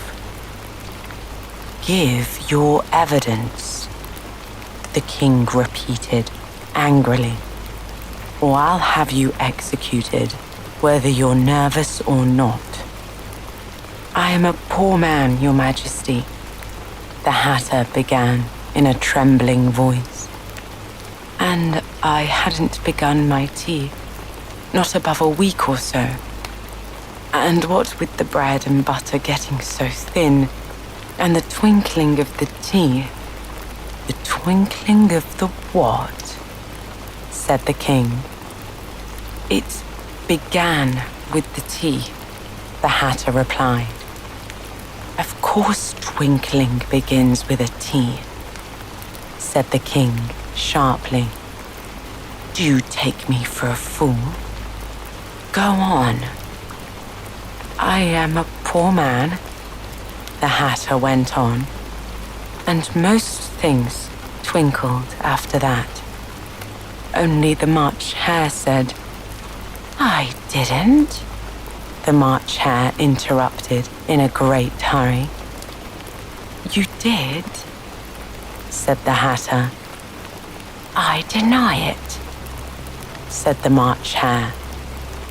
He denies it, said the king. Leave out that part. Well, at any rate, the Dormouse said, the Hatter went on, looking anxiously round to see if he would deny it too. But the Dormouse denied nothing, being fast asleep. After that, continued the Hatter, I cut some more bread and butter. But what did the Dormouse say? One of the jury asked. That I can't remember, said the Hatter. You must remember, remarked the king, or I'll have you executed. The miserable Hatter dropped his teacup and bread and butter and went down on one knee. I'm a poor man, Your Majesty, he began. You are a very poor speaker, said the king. Here, one of the guinea pigs cheered and was immediately suppressed by the officers of the court. As that is a rather hard word, I will just explain to you how it was done. They had a large canvas bag, which tied up at the mouth with strings. Into this, they slipped the guinea pig, head first, and then sat upon it. I'm glad I've seen that done, thought Alice. I've so often read in the newspapers at the end of trials. There was some attempt at applause, which was immediately suppressed by the officers of the court, and I never understood what it meant till now. If that's all you know about it, you may stand down, continued the king. I can't go any lower, said the Hatter. I'm on the floor as it is. Then you may sit down, the king replied. Here the other guinea pig cheered and was suppressed. Come, that finished the guinea pigs, thought Alice. Now we shall get on better. I'd rather finish my tea, said the Hatter with an anxious look at the Queen, who was reading the list of singers. You may go, said the king, and the Hatter hurriedly left the court without even waiting to put his shoes on. And just take his head off outside, the Queen added to one of the officers. But the Hatter was out of sight before the officer could get to the door. Call the next witness, said the king. The next witness was the Duchess's cook. She carried the pepper box in her hand, and Alice guessed who it was, even before she got into the court, by the way the people near the door began sneezing all at once. Give your evidence, said the king. Shan't, said the cook. The king looked anxiously at the White Rabbit, who said in a low voice, Your Majesty must cross-examine this witness. Well, if I must, I must, the king said with a melancholy air. And after folding his arms and frowning at the cook till his eyes were nearly out of sight, he said in a deep voice. What are the tarts made of? Pepper, mostly, said the cook. Treacle, said a sleepy voice behind her. Collar that dormouse, the queen shrieked out. Behead that dormouse. Turn that dormouse out of court. Suppress him. Pinch him. Off with his whiskers. For some minutes, the whole court was in confusion, getting the dormouse turned out, and by the time they had settled down again, the cook had disappeared. Never mind, said the king, with an air of great relief. Call the next witness. And he added in an undertone to the queen, Really, my dear, you must cross-examine the next witness. It quite makes my forehead ache. Alice watched the White Rabbit as he fumbled over the list, feeling very curious to see what the next witness would be like. For they haven't got much evidence yet, she said to herself. Imagine her surprise when the White Rabbit read out, at the top of his shrill little voice, the name Alice. Chapter 12. Alice's Evidence. Here, cried Alice, quite forgetting in the flurry of the moment how large she had grown in the last few minutes. And she jumped up in such a hurry that she tipped over the jury box with the edge of her skirt, upsetting all the jurors onto the heads of the crowd below. And there they lay, sprawling about, reminding her very much of a globe of goldfish she had accidentally upset the week before. Oh, I beg your pardon, she exclaimed in a tone of great dismay, and began picking them up again as quickly as she could, for the accident of the goldfish kept running in her head, and she had a vague sort of idea that they must be collected at once and put back into the jury box, or they would die. The trial cannot proceed, said the king in a very grave voice, until all the jurors are back in their proper places. All, he repeated with great emphasis, looking hard at Alice as he said so.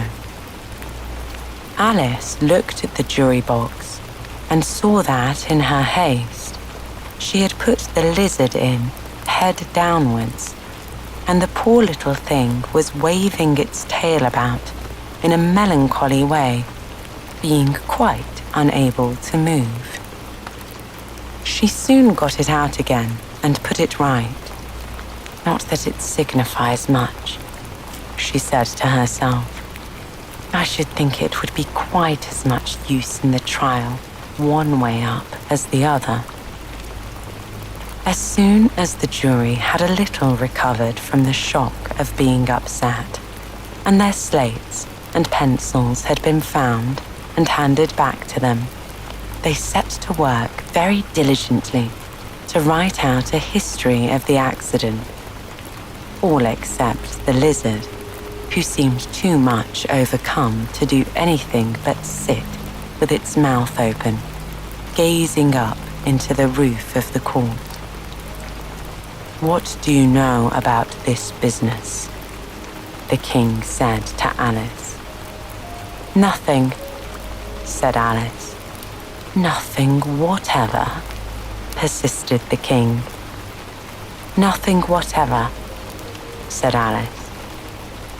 That is very important, the king said, turning to the jury. They were just beginning to write this down on their slates when the White Rabbit interrupted.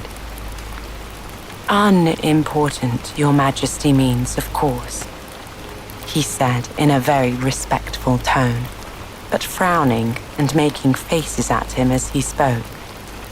Unimportant, of course I meant, the king said hastily, and went on to himself in an undertone. Important, unimportant, unimportant, important, as if he were trying which word sounded best. Some of the jury wrote it down important and some unimportant. Alice could see this as she was near enough to look over their slates. But it doesn't matter a bit, she thought to herself. At this moment, the king, who had been for some time busily writing in his notebook, cackled out, "Silence," and read from his book, Rule 42. All persons more than a mile high to leave the court. Everybody looked at Alice. "I'm not a mile high," said Alice. "You are," said the king. "Nearly 2 miles high," added the queen. "Well, I shan't go, at any rate," said Alice. "Besides, that's not a regular rule. You invented it just now." "It's the oldest rule in the book," said the king. "Then it ought to be number 1, said Alice. The king turned pale and shut his notebook hastily. "Consider your verdict," he said to the jury in a low, trembling voice. "There's more evidence to come yet, please, Your Majesty," said the White Rabbit, jumping up in a great hurry. "This paper has just been picked up." "What's in it?" said the Queen. "I haven't opened it yet," said the White Rabbit, "but it seems to be a letter written by the prisoner to somebody. It must have been that," said the King, "unless it was written to nobody, which isn't usual, you know." "Who is it addressed to?" said one of the jurors. "It isn't addressed at all," said the White Rabbit. "In fact, there's nothing written on the outside." He unfolded the paper as he spoke and added, "It isn't a letter after all. It's a set of verses." "Are they in the prisoner's handwriting?" asked another of the jurors. "No, they're not," said the White Rabbit, "and that's the strangest thing about it." The jury all looked puzzled. "He must have imitated somebody else's hand," said the King. The jury all brightened up again. "Please, Your Majesty," said the knave, "I didn't write it, and they can't prove I did. There's no name signed at the end." "If you didn't sign it," said the King, "that only makes the matter worse. You must have meant some mischief, or else you'd have signed your name, like an honest man." There was a general clapping of hands at this. It was the first really clever thing the King had said that day. "That proves his guilt," said the Queen. "It proves nothing of the sort," said Alice. "Why, you don't even know what they're about." "Read them," said the King. The White Rabbit put on his spectacles. "Where shall I begin, please, Your Majesty?" he asked. "Begin at the beginning," the King said gravely, "and go on till you come to the end. Then stop." These were the verses the White Rabbit read. They told me you had been to her and mentioned me to him. She gave me a good character, but said I couldn't swim. He sent them word I had not gone. We know it to be true. If she should push the matter on, what would become of you? I gave her 1, they gave him 2. You gave us 3 or more. They all returned from him to you, though they were mine before. If I or she should chance to be involved in this affair, he trusts to you to set them free, exactly as we were. My notion was that you had been, before she had this fit, an obstacle that came between him and ourselves and it. Don't let him know she liked them best, for this must ever be a secret kept from all the rest, between yourself and me. That's the most important piece of evidence we've heard yet, said the king, rubbing his hands. So now let the jury. Alice had grown so large in the last few minutes that she wasn't a bit afraid of interrupting him. If any one of them can explain it, she said, I'll give him 6pence. I don't believe there's an atom of meaning in it. The jury all wrote down on their slates. She doesn't believe there's an atom of meaning in it. But none of them attempted to explain the paper. If there's no meaning in it, said the king, that saves a world of trouble, you know, as we needn't try to find any. And yet I don't know, he went on, spreading out the verses on his knee and looking at them with one eye. I seem to see some meaning in them after all. The king quoted from the paper, said I could not swim, and then turned to the knave. You can't swim, can you? He asked. The knave shook his head sadly. Do I look like it?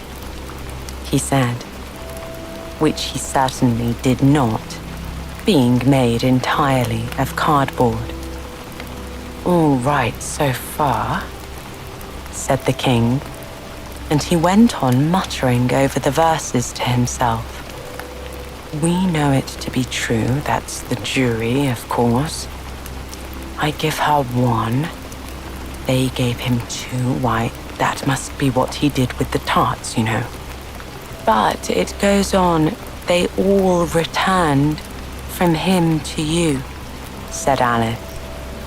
Why, there they are, said the king triumphantly, pointing to the tarts on the table. Nothing can be clearer than that. Then again, before she had this fit, you've never had fits, my dear, I think, he said to the queen. Never, said the queen furiously, throwing an inkstand at the lizard as she spoke. The unfortunate little Bill had left off writing on his slate with one finger, as he found it made no mark. But now he hastily began again, using the ink that was trickling down his face, as long as it lasted. Then the words don't fit you, said the king, looking round the court with a smile. There was dead silence. It's a pun, the king added in an offended tone, and everybody laughed.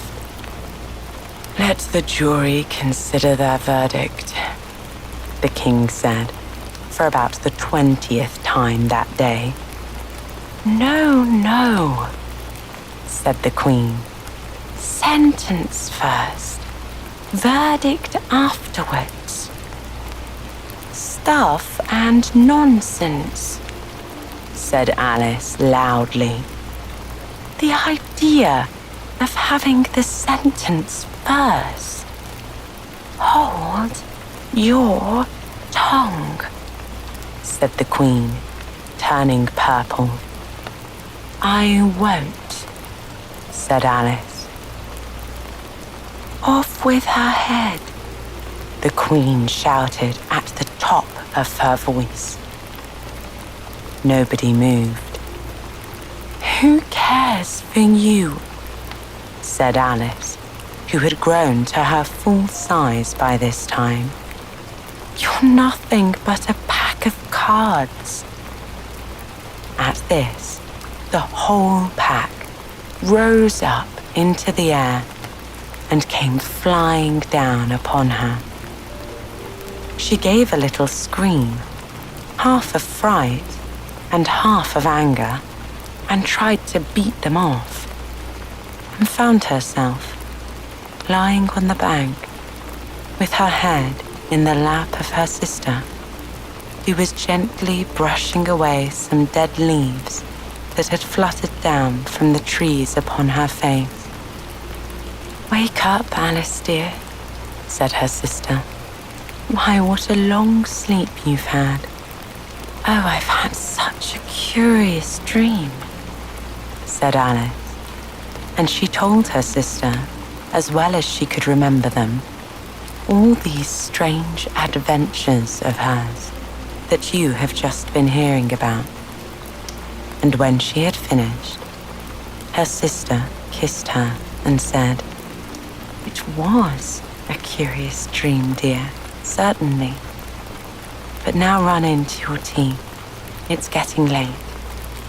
So Alice got up and ran off, thinking while she ran, as well she might, what a wonderful dream it had been. But her sister sat still, just as she left her, leaning her head on her hand, watching the setting sun, and thinking of little Alice and all of her wonderful adventures, till she too began dreaming after a fashion. And this was her dream.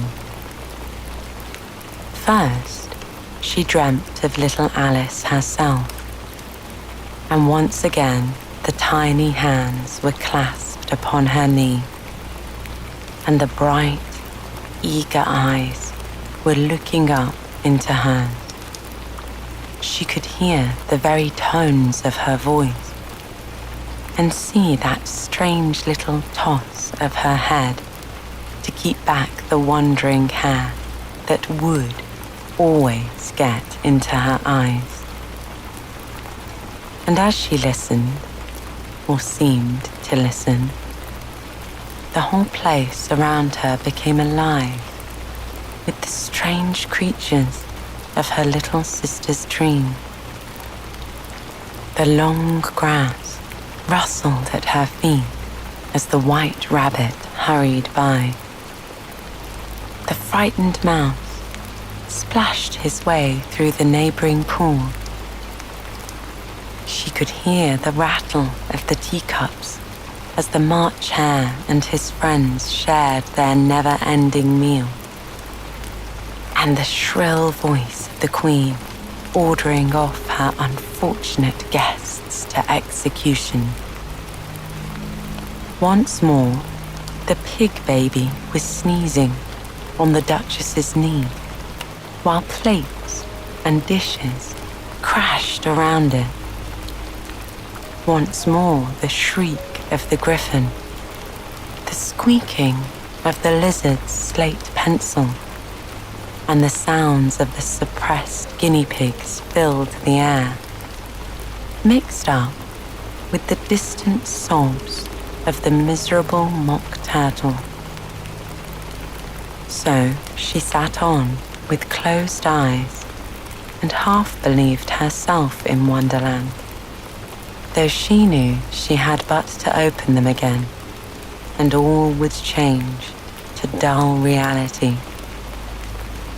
The grass would be only rustling in the wind, and the pool rippling to the waving of the reed.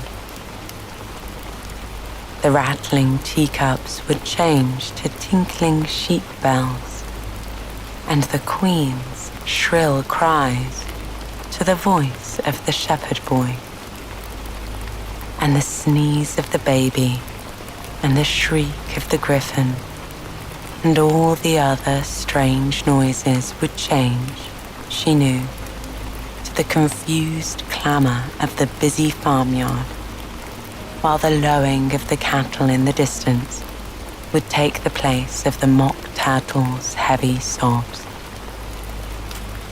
Lastly, she pictured to herself how this same little sister of hers would, in the after-time, be herself a grown woman, and how she would keep, through all her riper years, the simple and loving heart of her childhood, and how she would gather about her other little children and make their eyes bright and eager with many a strange tale, perhaps even with the dream of Wonderland of long ago, and how she would feel with all their simple sorrows and find a pleasure in all their simple joys, remembering her own child life and the happy summer days. The end.